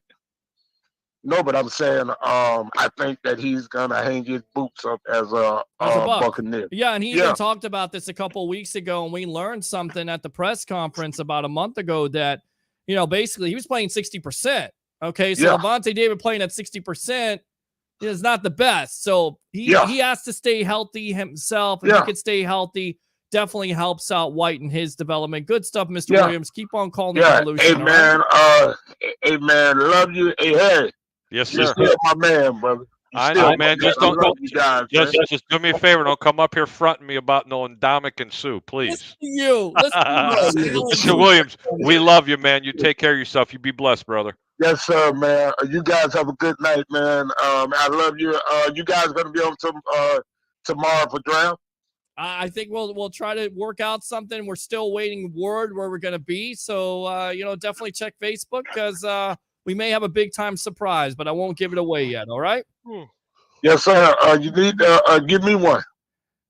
Give you what? Yes, sir. A damn surprise, man. What's right. up? I will call you tomorrow and let you know where we're doing the draft. All right, my friend? Yes, sir. All right. Love you, brother. All right, man. I love y'all, man. All right, man. There you go. Mr. Williams right there. Good stuff. Love me some Mr. Williams. Really quick, you believe the hype, and then we'll get out to Mark Mancini and his friend Ralph Williams here. We'll talk wrestling and, of course, the NFL draft, the national perspective. Trayvon Walker, Aiden Hutchinson, in your opinion, what is the better pick? What should Jacksonville do, and what do you think they essentially will do? Right now, Vegas is clearly saying Walker is in the clubhouse as the favorite.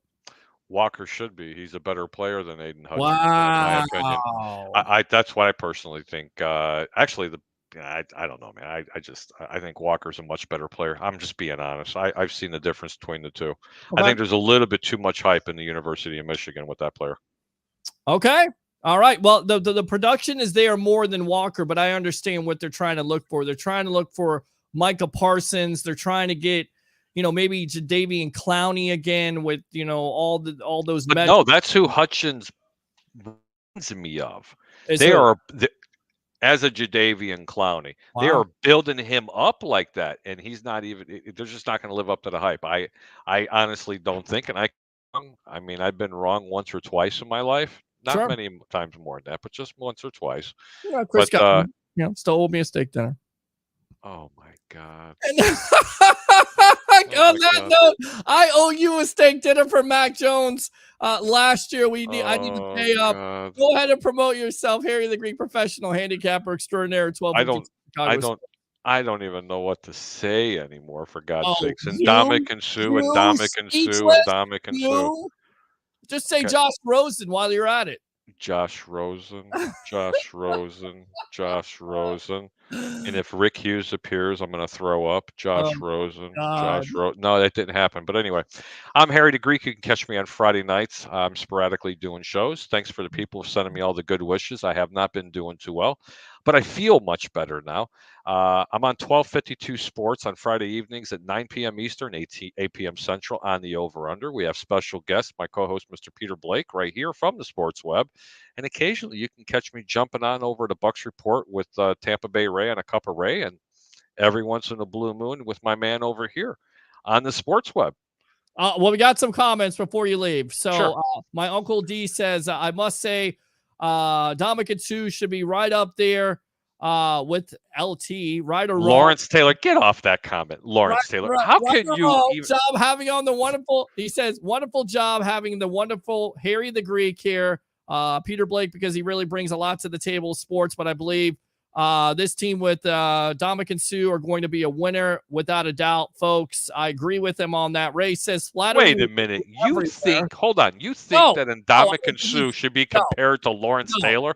No, but I think he's in that conversation when you're talking about Hall of Fame defensive tackles. Lawrence Taylor is one of the best linebackers to ever play the game. One of these customers that I talk to every day. You just heard whatever you wanted to hear. I heard what I read. Listen, he's not LT, but he is in that conversation as being a Hall of Fame defensive tackle. He is. Look at his statistics. Look at the games he's played in the National Football League. Oh, Ray. Ray Kennedy. Ray says, where art thou, Ray Kennedy? Shut up and be quiet. All right. Ray says flattery will get you everywhere. Ray again. Laugh out loud. Mr. Williams is the man. Roger says, Harry, tell him he's a little Peter Malacca. You know what? I'm not ready to ban you. I don't care if you are a tribal troll or a moderator. You need to do that. Shut up! All right, we'll go out to our guests in a moment. Harry, thanks a lot for the time. We're going to read these comments, but once again, we'll see you tomorrow night here on The Evolution. All Peter, right? thanks for having me on. It's been a little while. It's been a little while since I've been on. Can't wait to the draft tomorrow. I think it's going to be fantastic. Can't wait to see who the Buccaneers are going to draft. Unfortunately, my Bears don't have a first-round draft pick.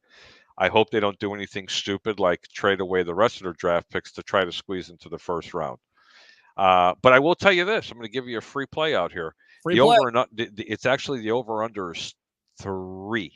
Okay. I'm going to say under 3 quarterbacks taken in the first round. Wow. All right. There you go. Hot take from Mr. Harry the Greek, professional handicapper extraordinaire, 1252 Chicago Sports. Once again, thanks a lot for your time, partner. Yep. All And right? don't forget, Peter. Yes. If we go live this Friday, we will have another edition of Prison Break Hot Takes. I love it. Or Prison Break Jail Takes. I'll tell you right now. Jailbreaks. Those guys that we get on. Yeah. And even Mr. Williams is coming at you again. He says, go home, Harry. Are you a Chicago Bear fan, Harry? That's what he's asking. Daniel, Mr. Williams, he is to us. Yes, he absolutely Mr. is. Williams, hold on. Yes, I know you're a God-fearing man, and I'm going to show you something, okay, Mr. Be nice Williams? now. Be nice. No, this is not bad, Mr. Okay. Williams. All right. Let's see. What do we got here? Y'all know what this crucifix is, right? Yes. That's a real beautiful crucifix. But if you really look closely, yes, the Lord blesses my Chicago Bears. There you go. Isn't that pretty, Mr. Williams? All right. Good stuff, Harry. Appreciate you on that note. Thanks a lot for your time. All right, boss. Take care. Cheers. All right. There you go. Good stuff. All right. We'll get out to our guests in a moment. Want to read the rest of these comments because don't want to neglect you guys. If you have that much energy to comment, then we got to read them. Let's see here. Where do we go?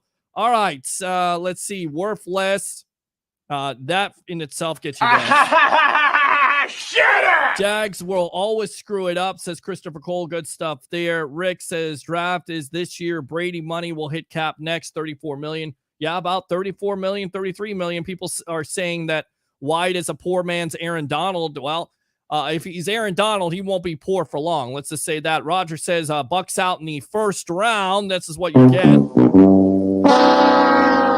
Harry wants to talk wrestling, WWE. No, he doesn't. No Super Bowl. Sorry, Tom. No Super Bowl for you since 1985. How about that? You like that? That's good for you? Okay, good. Christopher Cole, Trade up because so many teams are wanting to trade down, depending on what you're giving up next year. T. Walker's raw talent doesn't pass the eye test. Sean says needs guard, center, defensive tackle, tight end. Roger again, Bucs out in the first round of the playoffs. Sorry, Pete. You're sorry. It sucked when Gruber got hurt and didn't get to play in the playoffs in 97. Playoffs?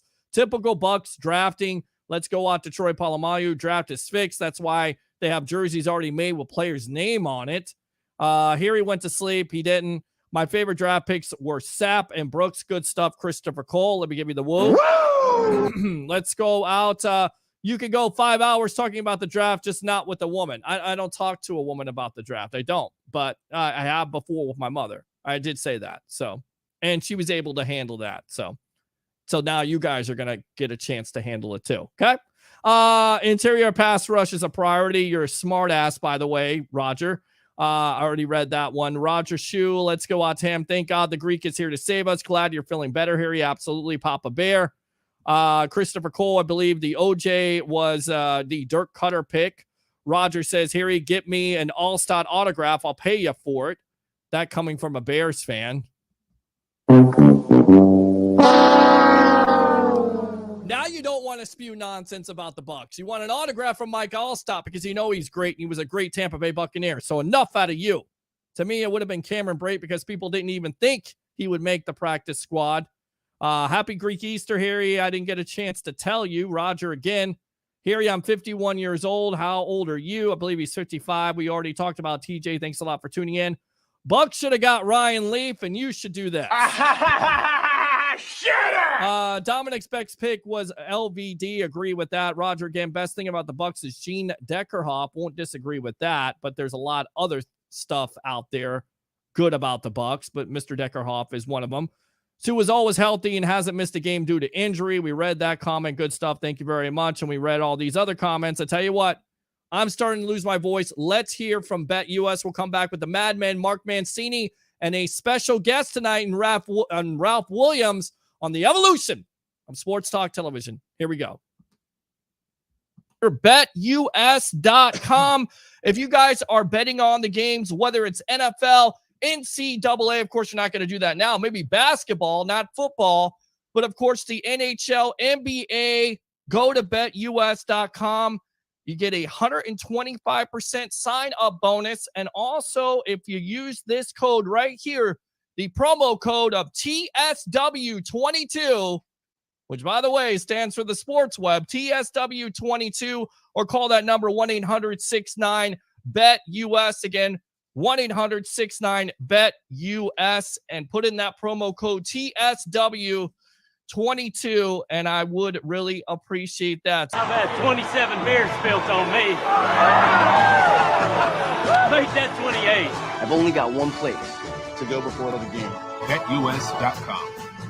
Sign up at BetUS.com and get the best bonuses in the industry. All right, welcome back to the evolution of sports talk television. It's the Sports Web live on I Love St. Pete, the Hub, and Amped Up Sports. I'm your host, Peter Blake, giving you something to think about. Let's go out to our guest here, the madman himself. Oh, yeah! Mr. Mark Mancini, former XPW announcer, XM Sirius Radio, and of course, Mancini Media, and a special guest here, Mr. Ralph Williams. Welcome to the evolution, gentlemen. And Thank you. Absolutely. And let's start it off here, Mark. The draft, your feelings on it, just one night away from the National Football League's edition of suspense. Well, I'll tell you, man, it's time to acknowledge the Berg. I had to get some backup to keep up with these guys. And the only thing Harry's suffering is my Bucs came into Chicago and kicked their ass 3 out of 4. I don't care about the 21-0 game. We paid them back in 1975, 22-0. Rennie Stennett went 7 for 7. So you can wear whatever the hell you want to wear around your neck and suck down those broken skull beers that Stone Cold Steve Austin has in Chicago, my friend. Yeah, the Steelers are getting ready for the draft, baby. We're going to get Baker Mayfield. We're either getting Jimmy Garoppolo or we're getting Kenny Pickett in Pittsburgh. You can take it and run to the bank at PNC, my friends. And Ralph, I don't know what you say on this. You're right there in the Berg, my friend. Lay it the smack down here in Tampa. All right, Ralph, what do you say about the draft here? Talking about the Steelers or anything you want to say about this NFL draft? Well, there's too many quarterbacks out there, Peter and Mark. Too many teams that need quarterbacks. I don't know. The Steelers are going to stay at number 20. I think if there's not a quarterback available, they're probably going to go defensive line or offensive line because they need help on both lines of scrimmage. There's very poor depth there as well, and so they're going to need some help there on both ends of the stick on the line of scrimmage. And if they do have a quarterback, they're looking at Malik Willis from Liberty and Kenny Pickett from Pitt. And those are the two that they're mainly looking at.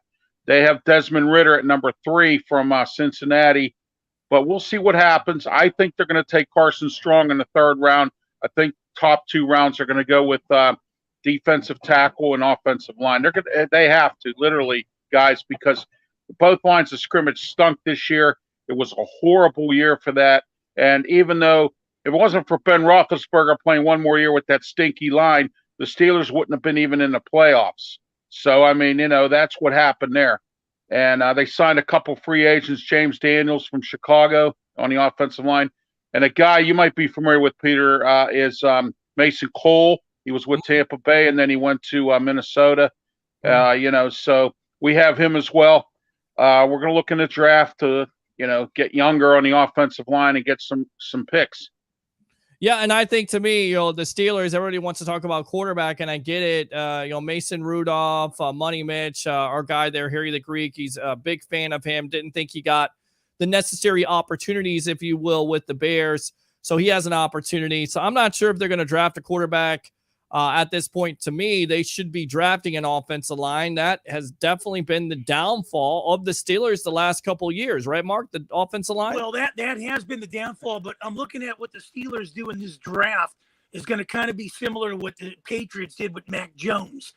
They fell in his lap. The Steelers might have to, let's face it, Cleveland's going to try to dump Baker Mayfield here.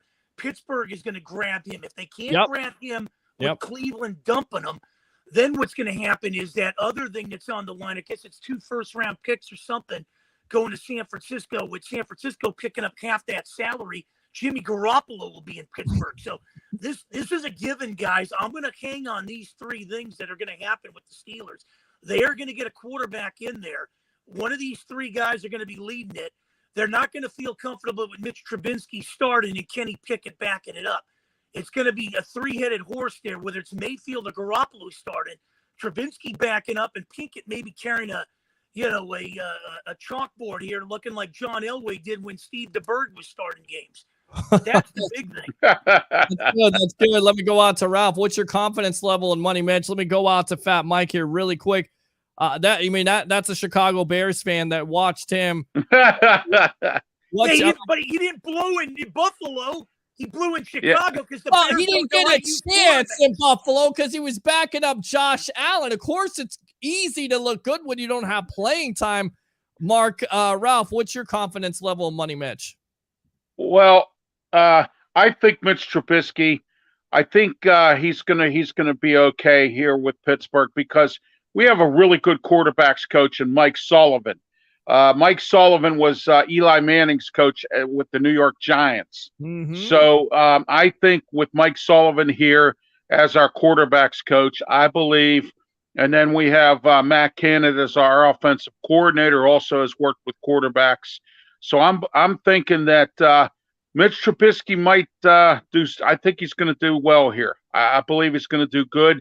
I think he'll be our starting quarterback. He's already starting off. He had a little mini camp or a little mini thing down in his house, and it's sad what happened to Dwayne Haskins. Right. But now the Steelers are.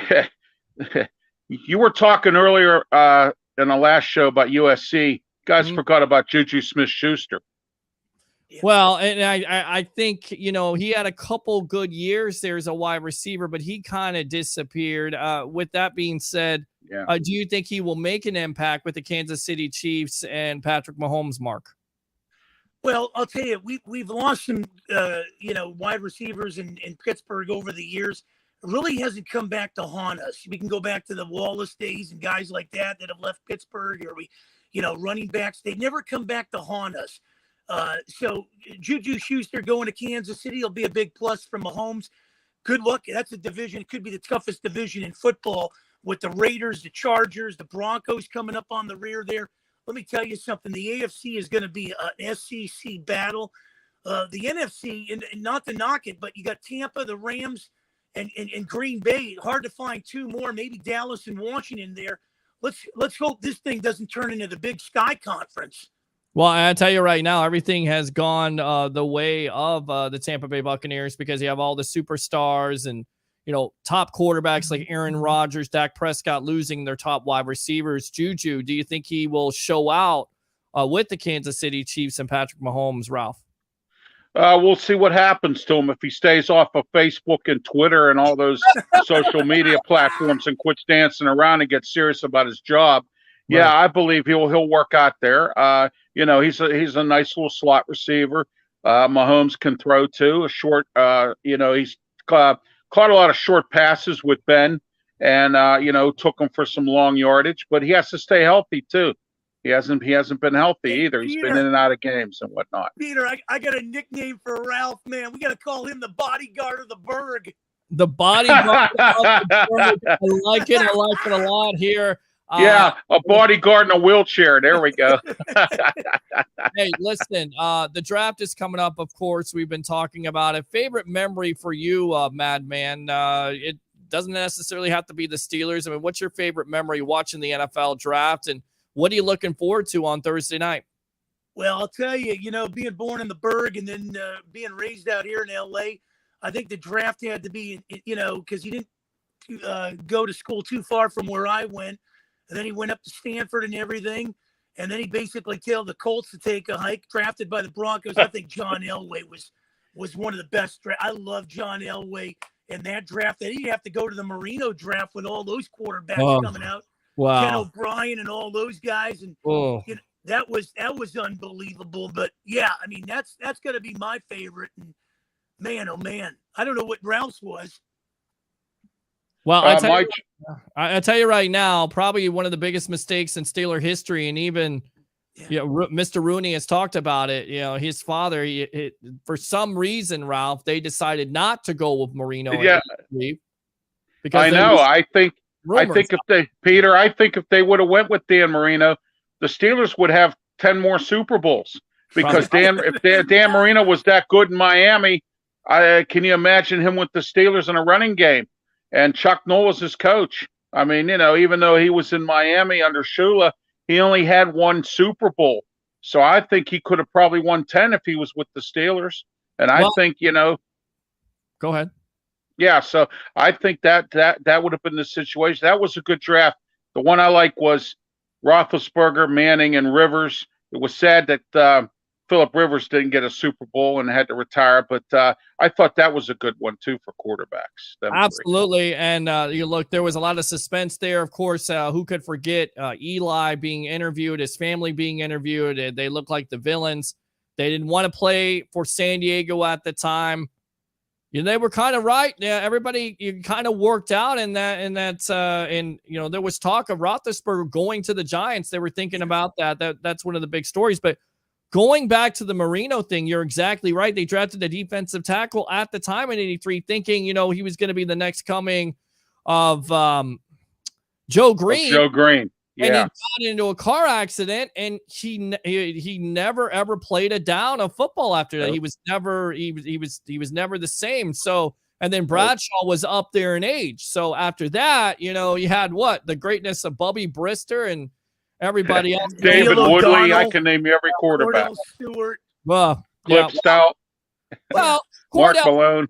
Yeah, Cordell had some success. Neil O'Donnell had some success. They got him to the Super Bowl there. Neil O'Donnell was part of the Dallas Cowboys in that Super Bowl. Oh, against Larry. Yeah, there you go. Hey, Peter, I wanted to tell you because I don't know if you brought up switching gears here. Sure. What a crazy Halloween weekend in baseball in Cleveland and the Yankee game in the Yankee Stadium in San Diego with the haymakers being thrown down there, the Kyle Schwarber thing in Philadelphia, and then today with Nolan Arenado. I mean, I can't believe a week I've seen a baseball with all this crazy crap going on. I tell you right now, the walk-off last night, what was it, between Texas and just Texas and Minnesota, or no, was it was just, it was Texas and Houston? I don't know if it was, I think it was Detroit. I would think it was Detroit last night, just giving it away, just game situation, they give it away. Unbelievable. But you're exactly right. Going back to that, guys, what was your thoughts on that incident that happened at Yankee Stadium where the fans just start pelting players with bottles? I mean, it really showed how bad Yankee fans are, right? Ralph, you want to go first? Yeah, Okay. absolutely, Peter. Yankee fans, they've always been pretty decent over the years. Now we have a new generation of them here, and they're throwing stuff at players. Back in the late '70s during the World Series era, and then after, when the Pirates in the early '80s stunk a little bit, people were throwing batteries at Dave Parker. So I mean, there were things, people do that in these stadiums and things like that. That's unacceptable. It takes the fun out of watching the game when you have people that do things like that.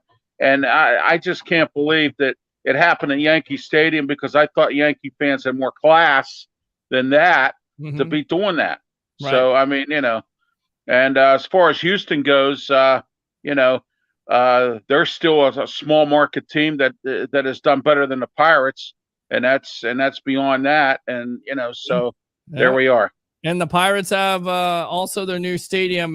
Christopher Cole says it's Twins and Tigers. That's exactly who it was. All right, let's talk some wrestling here, guys. That's what we do here on the Evolution on Wednesday nights with the Madman. Ralph, I don't know if you're a big-time wrestling fan, but I am. We just got done with a wrestling show on Blog Talk Radio. We do it every other Thursday. So let me start off here, guys. What did you think of Raw on Monday night? Because I don't know. Mark, give me your synopsis. Well, No. I'll tell you, Peter, you and I scratch our heads on that, like Ralph and I try to figure it out.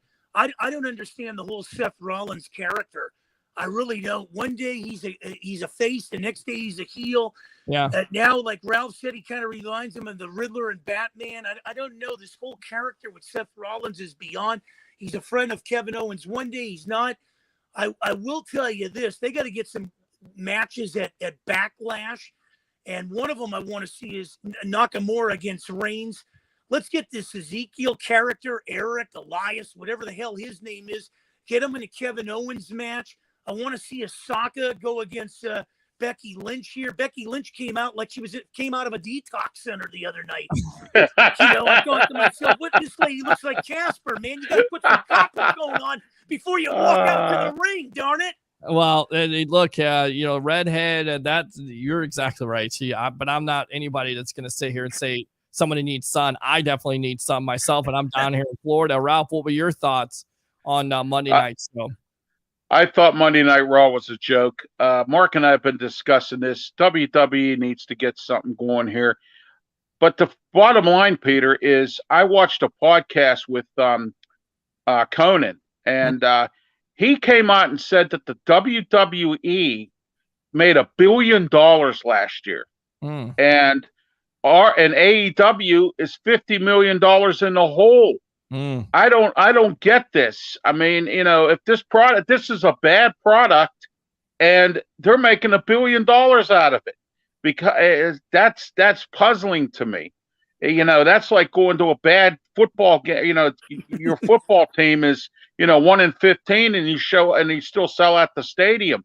I mean, but they're still selling these matches out.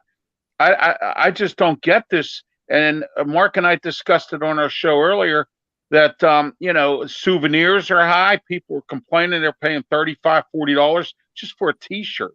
Yeah, I mean, the merchandise is expensive, but folks are still doing it. Kids still like it. So no pizza, no pizza either, Peter. Just chicken salad too. Well, there you go. That was the story coming out of USFL. Of course, that was a couple of weeks ago. I didn't understand that at all, but you're exactly right. And I think it goes back to that big time contract that they signed with Fox. Yes. SmackDown. So, and they're going to continue to rack in money because they're a name. And at the end of the day, people are still subscribing to the service on Peacock. That's a moneymaker in itself. And people don't, I get it. I think AEW is a better product right now, but yes, it is. It is a much better product.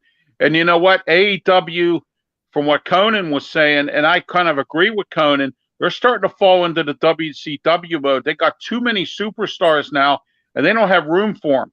The Young Bucks, they're not happy. They don't want to be there anymore. You got too many people coming. It's like a job where they're phasing out the older people and bringing in younger guys. Mm-hmm. Well, it seems like AEW stacking up too many of these superstars and paying them too high of money. Peter, do you smell WCW? Because I kind of do with this. And now they're losing $50 million a year. But the good news about this is they have the billionaire Khan family backing them up, where WCW didn't have that. You see, To answer that question, I watched WCW, and I thought during that 83 weeks of where they were number one and they were taking it to WWF at the time and nearly put them out of business, I thought the storylines were better. I thought they were trying to build, and I think that's what AEW is trying to. And I get it; it's a bloated roster, and Tony Khan is trying to do everything he can with even having this super card with New Japan Pro Wrestling, which is interesting in itself. And he owns ROH now. Right. He owns ROH. Right. The thing you worry about is, too much too soon. And then some of these guys, maybe you start to lose some of your young superstars with going out there and getting guys from WWE. I'm not saying it's not right to go and sign an Adam Cole or Kyle O'Reilly, but you may miss out on an MJF because his contract is coming up. And then this was talked about a week ago, Mark. We were talking about this, and this is from FTR, because there was various reports that WWE was interested in them again. This is what they had to say from Dax Harwood. I think we know about as much as everyone else does. We left that place because they didn't put a focus on tag team wrestling. We knew that there was a ceiling to where we could go in that company. We wanted to do more. We wanted to be known as the greatest tag team of all time, and we had to leave there to do that. We knew that, and that's why we were so persistent on them giving us releases. Now I see on the screenshot of all the different news outlets saying they want to re-sign us, and that's flattering. That's cool. To me, that just tells me they're not interested. They want to stay with AEW. They made it very clear. I don't see why you wouldn't stay with AEW. I think it's different because they know how to book, but you're exactly right, Ralph. It could be too much too soon, and you could be overextending yourself. And at the end of the day, he still is Vince McMahon. There's a reason why he's McMahon. He's McMahon. Here's the problem, Peter and Ralph. When I look at Vince McMahon, I look at a Bud Selig going to Milwaukee Brewers. He might be instrumental in owning the Brewers, but when he's trying to run other things, he's just not cut out for it. And Vince McMahon has had some great creative writing teams in there. Vince Russo, we talked about it with Ralph and you on this thing. Paul Heyman, he just doesn't let these things play out, and that's the problem. And then you bring this new talent in that you don't let the fans get into this. Look at these guys that are bringing in now, Gunther and Theory and all these guys. They're flashes in the pans. They don't know what they're doing with Damian Priest.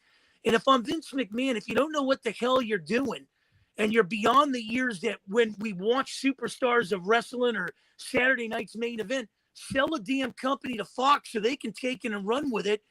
You're just dropping this product down the drain in more ways than one.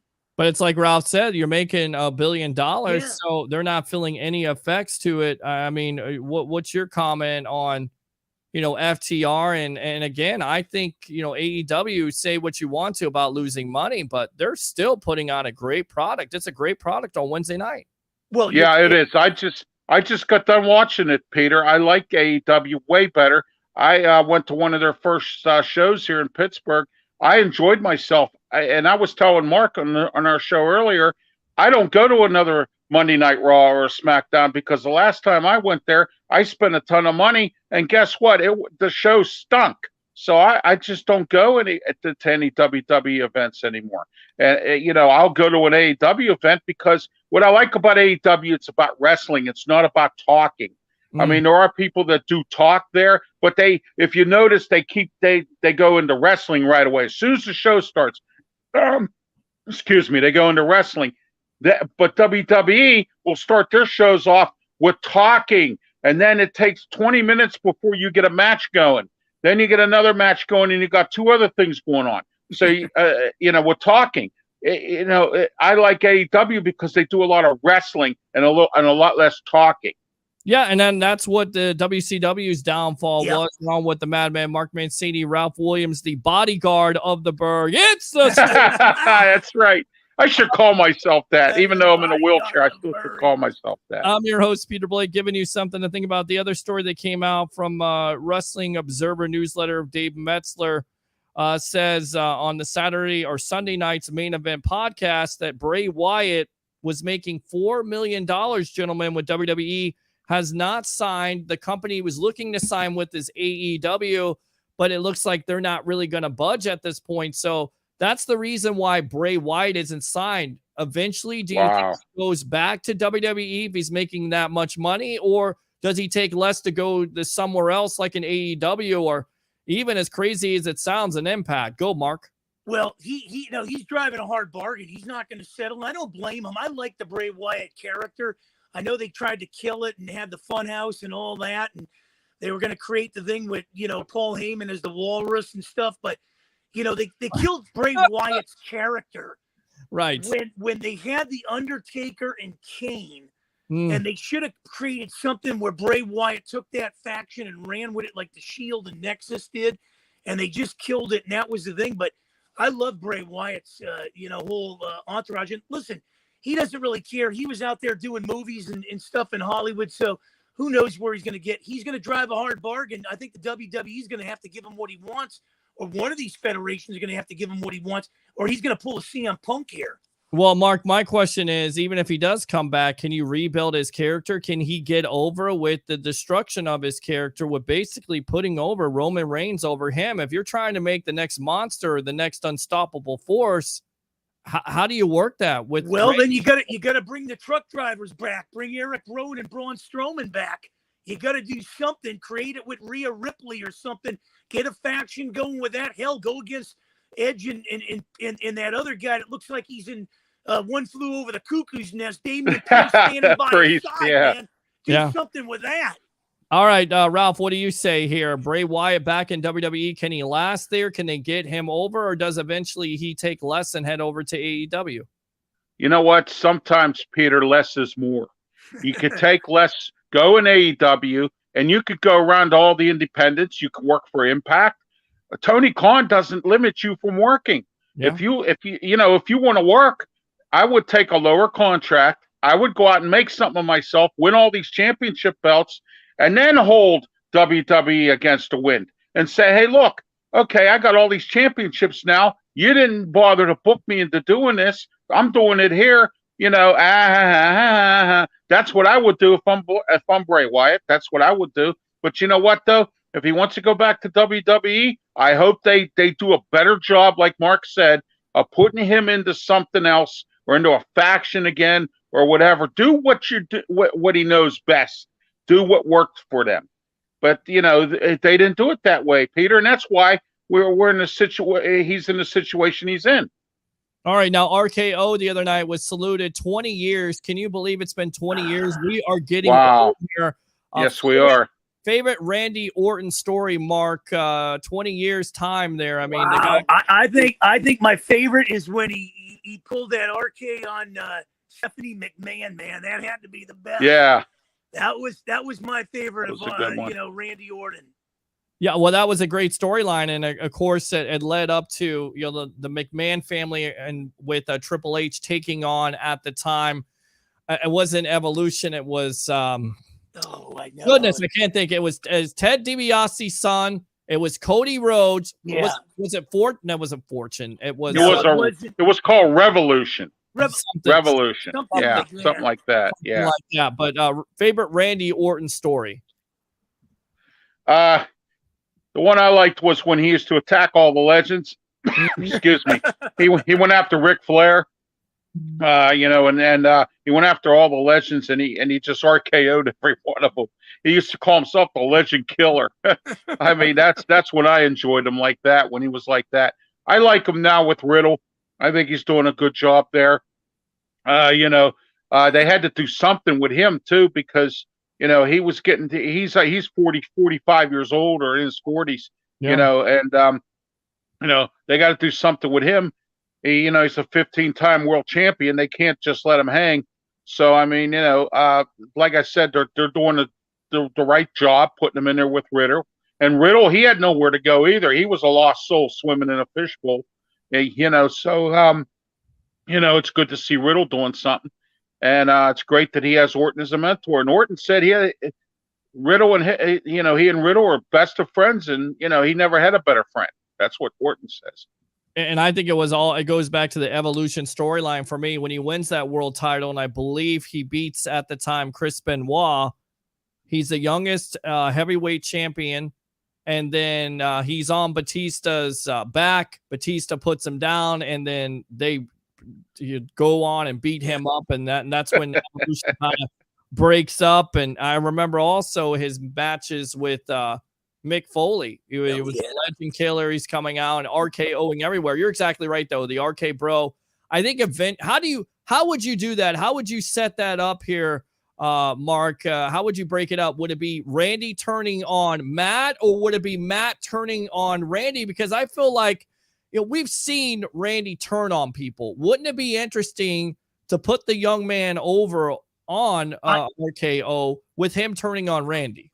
I don't know if that would work, because Riddle is so in love with the guy and puts him on a high pedestal. It would have to be Randy turning on him, and it probably would be when they lose the belts, and that would be it, because Randy Orton is one of those guys where you can't be trusted.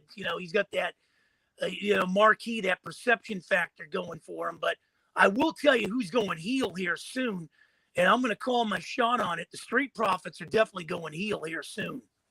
Yeah, I could definitely see them going heel. Ralph, how would you handle it? Would it be Randy turning on him, which we've seen before, Randy do, because that's the reason why he's the Viper, or would you go Riddle, something totally different? Me, I would go Riddle. Yeah, I would do the same thing, Peter. I do agree with you on that, because if you take a look at Riddle, he's, his elevator hasn't gotten off the ground yet, if you take a look at it. And so he might come up with something. He might be upset if they lose the belts to the Usos, which I don't know if that's going to happen. But if it does, Riddle might get angry and say, I'm done with you, Randy, or whatever. Or if Randy got pinned for the loss and, they lose their belts again, I just don't see them being together. I see them breaking up. It's looking that way. That was supposed to happen for the WrestleMania match, Peter. They were supposed to have a match at WrestleMania, Riddle and Orton. That was supposed to be a one-on-one thing, and that never happened. All right, how much, guys, are you looking forward to seeing Cody versus Seth Rollins at Backlash? Can they do a lot better than they did at WrestleMania? Can it live up to that match? Because I thought the way they booked it was great. Can they continue with that momentum, Mark?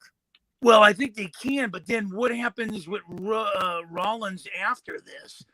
I mean, are we going to see a heel thing with Rollins again, or face? They were turning him face. We saw the matches where they were leading up to it. I'm just surprised at how they have this thing, and McMahon kind of, brought up this mystery thing at WrestleMania to now, have us all wonder on where we go with Seth Rollins. Cody Rhodes is going to keep on going. We're going to see him probably go against, Damian Priest and some of these guys. But where do we go with Seth Rollins from here? That's going to be the real mystery. And to me, I think, Ralph, you have to go over with Cody. Cody's got to go over, because if you're if you're booking here Cody versus Roman Reigns, the tribal chief, then you've got to put Cody over Seth, right? Absolutely. And I think what they should do, and keep it this way, they should have had Seth Rollins and Kevin Owens winning a tag team belts, because that's the only place I see Seth Rollins going right now.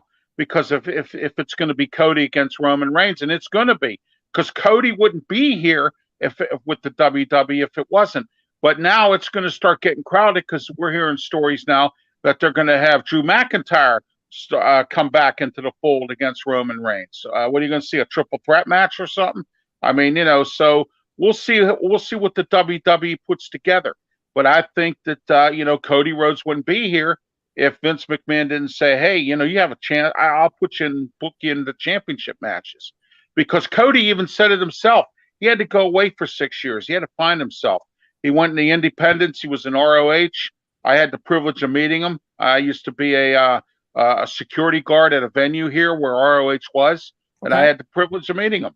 And and so when he was with the Young Bucks and ROH was driving with the talent, and and then he moved on to AEW, was a executive vice president. Had to get away because things weren't going the right way, he thought, and it was time to move on. He got his belts, and there we are. All right, I'll tell you what, let's go out to the phone lines. Curtis, using your second call, welcome to the Evolution. You're on with yours truly, along with the madman, Mark Mancini of Mancini Media, and the bodyguard of the bird, Mr. That's right. There we go. Talking. I like that, Mark. The bodyguard of the bird. I love that. Like that? All right. Thank you. Hey, you want to talk wrestling or you want to talk draft? Well, listen, I was listening to you guys, and listen, I'm a huge wrestling fan. I've been watching wrestling since I can remember. And listen, I just think they need to. I don't know when Roman is going to lose, but when he falls, he's going to fall hard. Well, guys, is it Cody? I mean, look, you're building up this battle where Cody's going to represent Raw, Roman's going to represent SmackDown. They're going to go at it, but eventually, I think the big payoff here, gentlemen, is WrestleMania 39 in LA versus Dwayne Johnson, The Rock. I think that's where. But here's the problem: if you put The Rock over Roman Reigns, do you destroy that whole push, that whole storyline that you were building up, Curtis? Absolutely. Okay. But, the thing that bothers me about the whole Roman Reigns thing right now is, they pretty much made him unbeatable. He's like he can't be touched. Yeah. And I kind of don't like it. Like, you know what I'm saying? Like, nobody's unbeatable. Yeah. You know what I'm saying? And, I mean, don't get me wrong. He's playing the cocky, let's quote Stone Cold Steve Austin, SOB. Yep. He's playing the hill. Perfect hill. He's playing it perfect. Perfect. He's playing it perfect. It's probably the best thing about WWE, and it's probably the worst thing about WWE, because I think people at a certain point get tired of the same storylines. And what I mean is, you talk about WCW, guys, NWO. They didn't do anything. It got stale. D-Generation X. Same thing in WWE. Well, people got tired of it. My thing is this. As much as everybody, I ain't gonna say everybody. People had a love-hate relationship with John Cena, but that shit got old. Yep. Yeah. Got old. Yep. It really, really did. Yes. Yeah, it did. Yeah. This Roman Reigns thing, it's gonna get old. It's gonna get old. It is. Because here's the thing: he's beaten everybody. Have some of those wins been questionable? Absolutely. Yep. Mm-hmm. Well, but there's nobody else for him to wrestle. They're going to get Goldberg and they're gonna bring Bray Wyatt back for one night just so he can fight Roman. Like, come on, man. Like, listen, I understand, he beat leukemia and he's this and he's that. And he's the blue chip guy right now. But no. All right. I was listening to Well, here's the thing, and you've been watching, Go ahead, Mark. No, the thing I like about Reigns is, he's battled, cancer. He was, they were trying to get him as a heel before. He was a face. He came out, he'd get booed all the time when he was a face. I think the character that he's designed is simply amazing. You'll probably never see something like that. And this faction, man, is something. They're trying to get and unify the tag team belts now. I don't think anybody's going to stop him. Nakamura is going to get in there and try to give him a run. You're going to see McIntyre as we get into September and October. Who knows who's the next guy is? It could be Cody Rhodes, but nobody's going to take one of those belts off him until maybe, The Rock beats him or something and sets it up for WrestleMania. But when I look at Roman Reigns, guys, the one guy that I look at, Roman Reigns, and, nothing to take away Stone Cold and all that. He'd come in and crack open the beers. But this guy kind of reminds me of Ravishing Rick Rude in some ways, where he was hated, man.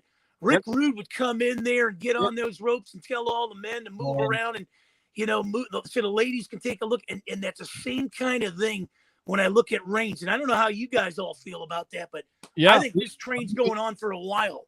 Well, he's definitely over with the crowd, and he's definitely got the heat. Go ahead, Curtis. Let me tell you guys something hilarious. Me and my uncle is an older guy. He was in the Marines for years. He's about 55, 56 years old.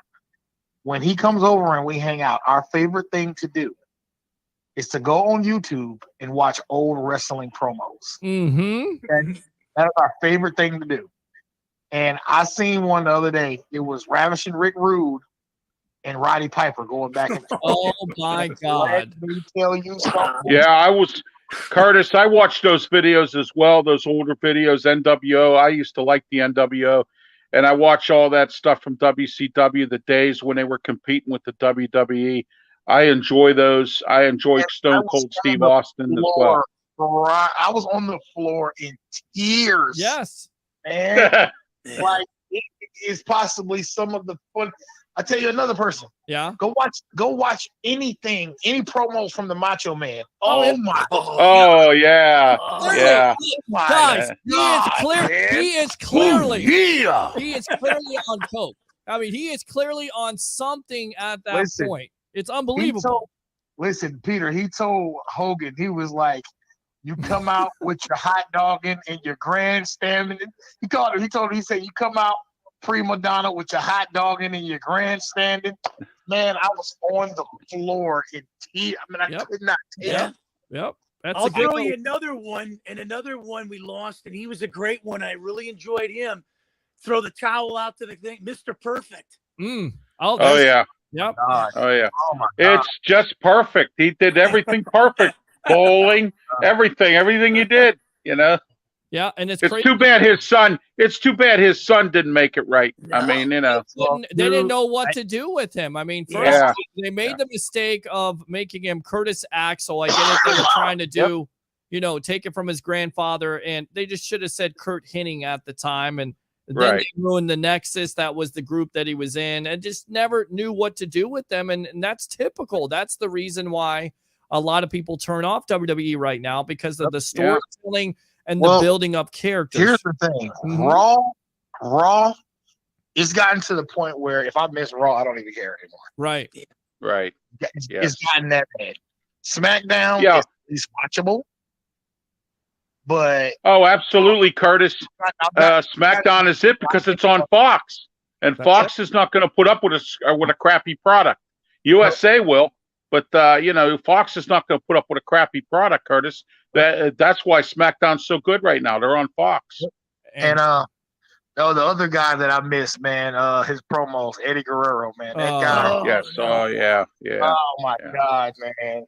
He was a lot better than we gave him credit for when he's like, I always say this, guys, we're all wrestling fans here. Chris Jericho, we're going to look back one of these days and we're going to say, you know what? He was a lot better wrestler and he should have been more over than what he was, because some of the promos he had, the wrestling moves, he just had it. And people are realizing that right now in AEW. He's always had it, but we're going to look back one of these days and say, damn, that guy could be in the conversation as one of the greatest wrestlers of all time. Here's the thing. When they had that small tournament where they, had the first undisputed champion and he won it all. Yeah. People hated it because they're like, this guy, but that guy wrestles his freaking ass off. Yep. Seriously. Yeah. Like this, I know he's got his little rock band or whatever, but Chris Jericho lives, breathes, eats, sleeps wrestling. Like this guy is a wrestler all around. Yep. And he's great on the mic. And he still is. Yes.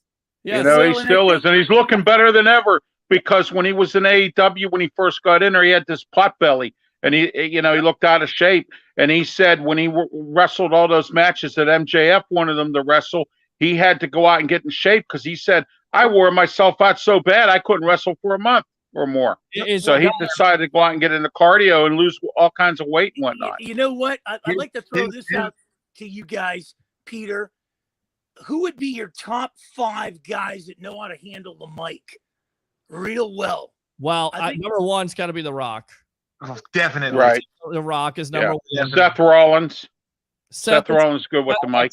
Seth is good. I like Seth. Triple Kevin H. Owens would be another one in there. Yeah, Triple H was good. Ric Flair. He was good. Dusty Rhodes. Anybody? Dusty Rhodes. Yes, Dusty Rhodes too. Yeah, I agree with you on that, Peter. CM Punk. Typical. Yeah, CM Punk. CM Punk's real good with the mic. Yeah, still over. Yes, absolutely. See, it's hard to do that, man. Yeah. Because see, like the Macho Man, Rick Rude, Roddy Piper. Oh, Roddy Piper, my man. I loved Roddy Piper. The Snake Roberts is one of the overlooked wrestlers, and it's tragic because he was. You know what? I just seen a video on him the other day. Yes, he never Honky Tonk Man. He never won a title in WWE. Well, this is the reason why, because he had a program with the Ultimate Warrior at the time, and then it didn't work out. Ultimate Warrior was asking for too much money. Vince McMahon had him show up, and then he properly fired him, and then they rehired him, but he was supposed to have some type of program with Ultimate Warrior, and he was that was his big thing, and he was never able to get over. And then, of course, Jake will always tell you it was his personal demons, off the mat. And if you ever watched, I've watched them. Yeah, that movie, and I'm trying to think of what it's called. It's such a great. It's Behind the Mat. It's called Behind the Mat. That's what it is. Beyond the Mat. That's a great. Yeah. And it's so I watched that, Peter. I did. And the whole family is just tragic.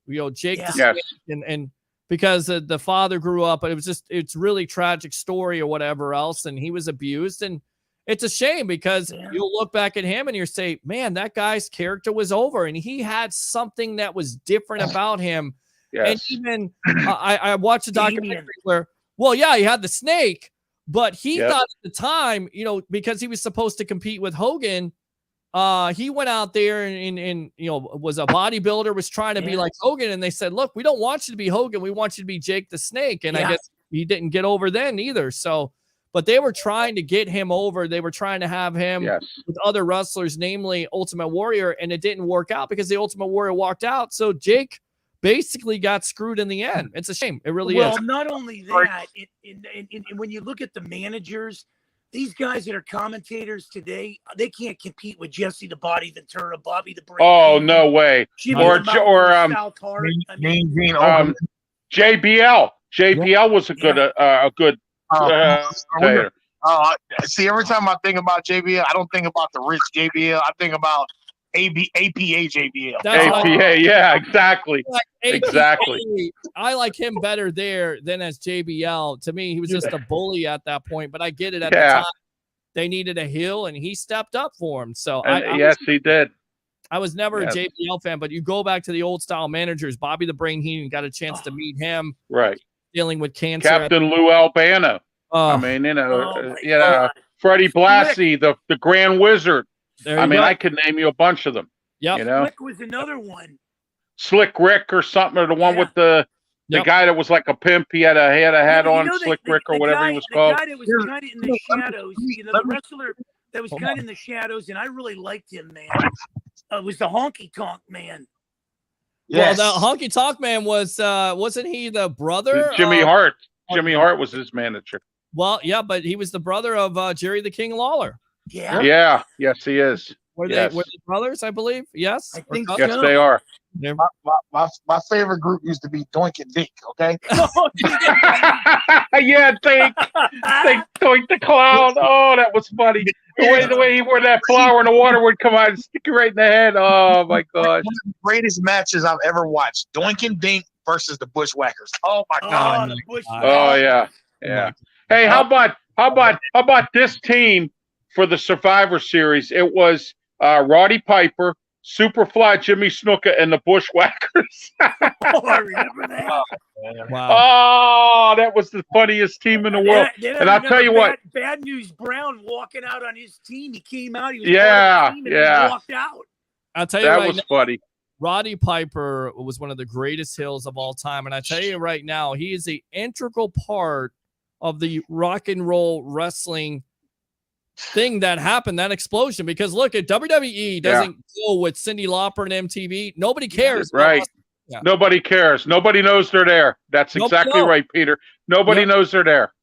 And then they bring out Mr. That saved their butts. Yep, saved them. It was genius at the time. Curtis, favorite Roddy Piper moment. I will tell you this. Yes, I was watching WCW. This is when the Monday Night Wars was going on. Mm-hmm.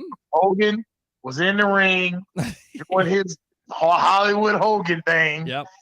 And Piper's music hit. He came down the ramp, and Hogan was like he saw a ghost. Yep. And I was like, dude, that was one of the greatest nights I ever watched. It's great in wrestling history. Like, oh my God, man! Anytime Ric Flair starts losing control and taking his clothes off, I can't. On Superstars of Wrestling, I remember Earthquake was sitting in the front row and came out there and body slammed. I think it was Hogan at the time. Yep. Oh, Exactly. yeah. All right, guys, really quick, let's switch subjects. Curtis, you can stay on the line for this because I want to hear what you guys have to think. Wrestling video games. Kenny Omega was talking about this. He said that there's an AEW video game update. He says, we're working really hard on trying to get something that is presentable, trying to get something that is going to be complete ASAP. Hopefully that means this year. Hopefully we're also going to have more materials to show everyone real soon. I know there should be something actually really soon being released. I'm not sure when this will release, but you may have already seen it by now. This is just a little, taste for things to come, but there should be something more expansive, something a little more in depth. I would say in the upcoming months, for sure, just keep everyone up to speed. Let everyone know where we're at. Of course, the game could be called AEW Fight Forever. And what they're saying is the early renderings are showing this. Get this. Reminiscent of the hugely popular in Nintendo 64 video games, WWF No Mercy and WCW NWO Revenge. I will say this right now, ladies and gentlemen. That game, WCW NWO Revenge, was probably the best wrestling game I've ever played. If it is totally agree. If it is anything like that, then AEW is going in the right direction. Besides that game, Mark, what was the wrestling go-to game for you? That was the one. If I had to look at games, that would have been the one. And I have to go with what you agreed on, man. Totally agree with that one. Okay, Ralph.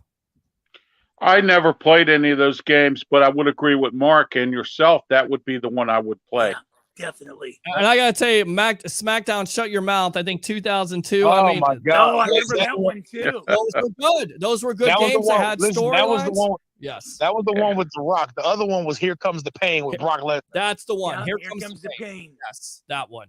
So, good stuff, guys. All right. I'm gonna say this because I'm gonna say this. I worked for GameStop for 8 years. Nice. And I was like a manager, and I was like deep into video games. Mm-hmm. You know what I'm saying? And I'm gonna tell you something. That video game, people think the video game, the gaming, anything is easy. That shit is difficult. Yep. Oh yeah. Absolutely. Difficult. Takes skill and playing hours and hours and hours with some frustration. Wow, this show today was like the Four Horsemen. That's absolutely. There you go. Hey, Peter, I got something for you. Really quick. They're bringing back WWE's bringing back the Boogeyman. Oh, why? They're bringing back the Boogeyman. I never thought he was a great wrestler. The gimmick was definitely crazy in itself, but I think we've seen it. I think but Peter, it's more for kids. It's kids. It's past every once in a while, I'm watching SmackDown or Raw, and somebody call somebody a bitch or something. I'm like, damn, he just said that. Yep. Like they don't do that anymore. Yeah, they didn't do that back when we were watching wrestling. No way. Well, they did it in the Attitude Era, and I think that's what a lot of people. Yeah, that time, yeah. But I mean, back in the days, like the San Martinos and all that, they didn't even do that. No, they're going back to that's what they were saying. Like, when John Cena, when he changed from, the guy with the before it changed from the FU to the AA. Right. He was, you know what I'm saying? When he turned to the AA, he was like the golden boy and, to make everything politically correct. Yep. Because here's the thing. The problem is, listen, we watch old school wrestling. We love to watch wrestling. Somebody get beat up. To me personally, I think some of the women's matches are better than the men's matches right now. Sad. But that's another story. Yes. But Yeah. the problem with wrestling is the world has become so politically correct. You can't say this. You can't do that. You can't say this. You can't do that. You can't wear this. I mean, yeah. Let me ask you guys something real quick. If I know we're up against it, Peter, but if you can run away with one of those women wrestlers, I know who I'm running away with. I'm running away with Charlotte Flair. Well, not me. I tell you she right ain't got now. no body, man. Well, look, there's a new one out there, and I think you've seen her on NXT. The blonde Protector. You mean Mandy Rose? She turned. Her, the one that's coming out that's really thick. That's the one. That's the one. Oh, okay. There you go. And that's all I'm gonna say. I'm gonna have to get her name. I think her name is Lions or something like that. Check it out. Yeah, there you go. Yeah. YouTube. Yeah. Curtis, we got to run, man. Listen, I like Mia. I like Mia, a healthy woman. Oh yeah. Give me like this one. This one's healthy, my friend. We were on the same wavelength. Just trust me on it. Well, you could have gave me like Nia Jax or Dewdrop in there. No, you ain't doing that. We ain't going that far. Hey, I'll tell you what. They should team them two up. That would be interesting. Oh my gosh. Team them up together as a tag team. There you go. Nia Jax is a terrible wrestler. The only reason she is. Terrible. She's a terrible wrestler. But she's attractive in the face. Big girls need love too, man. What's wrong with you, man? No, nothing. Hey, look, I'm telling you. Go to YouTube and Google that wrestler that I just told you about. I think her last name is Lions. She's on NXT. Do it. Okay. All right, man. Curtis, thanks a lot for the call. Appreciate you. Let me have a good one, Curtis. Be safe, buddy. Thank you, Curtis. All right, good stuff here. Let's go ahead and wrap it up with that. Mark, go ahead and promote yourself here on the Evolution. Wow. Friday, I'll be doing that Brock Bucks in the Berg podcast live from Pittsburgh as the Padres come in for a 3-game series. The Brewers try and go for a sweep with Pittsburgh tomorrow. They took the first 2 games. The Pirates are 0-5 against that team. And then I'll be doing XM radio, man. Other than that, I can't wait for this show next week, buddy. I love you for the opportunity you're giving me, my friend. Absolutely. I tell you what, before we introduce Rob, let's read these comments really quick from Christopher Cole. Old school wrestling promos are the best. Christopher again, Hacksaw Jim Duggan. And I believe I'm kin to Dusty Rhodes. Very cool. All right. On that note, then that means you're even cooler than you were before, Christopher Cole. Ralph Williams, go ahead and promote yourself, the bodyguard of the Berg. Of Pittsburgh. That's right. I'm the bodyguard of the Berg. Here we go. I have a sports program called Sports Corner. I do a podcast on both YouTube and Facebook. I also do a TV show here in Pittsburgh, also called Sports Corner. I do The Way I See It. It's a regular general talk show. I have the TV version and the podcast version, and I do a Pittsburgh Mauler show. And I'm the only one in Pittsburgh doing a Pittsburgh Mauler show. No one else is doing anything like it. Well, and I've been focusing on the draft and everything. I'm sorry? Get Peter on that one, baby, with you, man. Well, I tell you right now, there you go. Do the Tampa Bay Bandits last week. That was definitely. They look bad. They look bad. The Maulers are 0-2, so who knows? It may be long season. But at least they scored some points, and they had some better play calling. And Kirby Wilson said that we're all fired because we're having pizza tonight instead of a chicken salad. So I've been joking about that, Peter, forever, man. And it's an absolute joke. Everybody should be able to have whatever the heck they want. It is, exactly. All day long over chicken salad. You guys were not chicken salad tonight. Thanks a lot. No, we were not. On the Evolution. Appreciate it, man. You know. Hey, thank you so much, Peter, for having me on. Priceless, and I love you both. Along with Curtis out there chopping in. This is the top show in Tampa, baby. Love it. Absolutely. See you guys. Have a great one, Peter. Thank you. See you, Ralph. There you go. Good stuff there. Talking wrestling tonight, talking draft. What else do you guys want? I'm done. We'll be back tomorrow night, 7:30, 7 o'clock. We'll have the announcement here. Thanks to all the guests. Harry the Greek professional handicapper extraordinaire, Mark Mancini, the madman of Mancini Media, XM Sirius Radio, and of course, the bodyguard of the Berg, Ralph Williams, joining the show along with all the callers, all the text messages. We are on draft eve.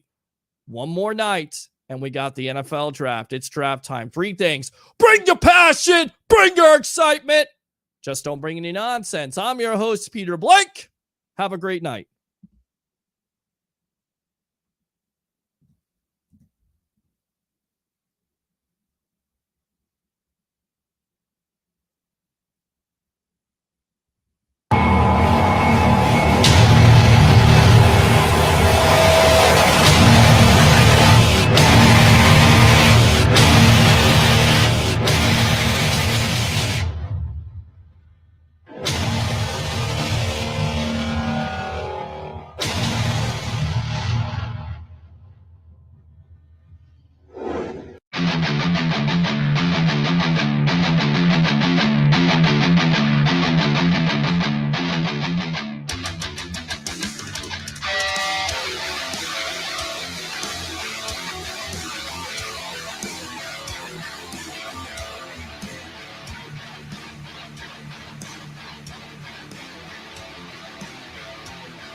Stan Arthur here for the I Love St. Pete Facebook group.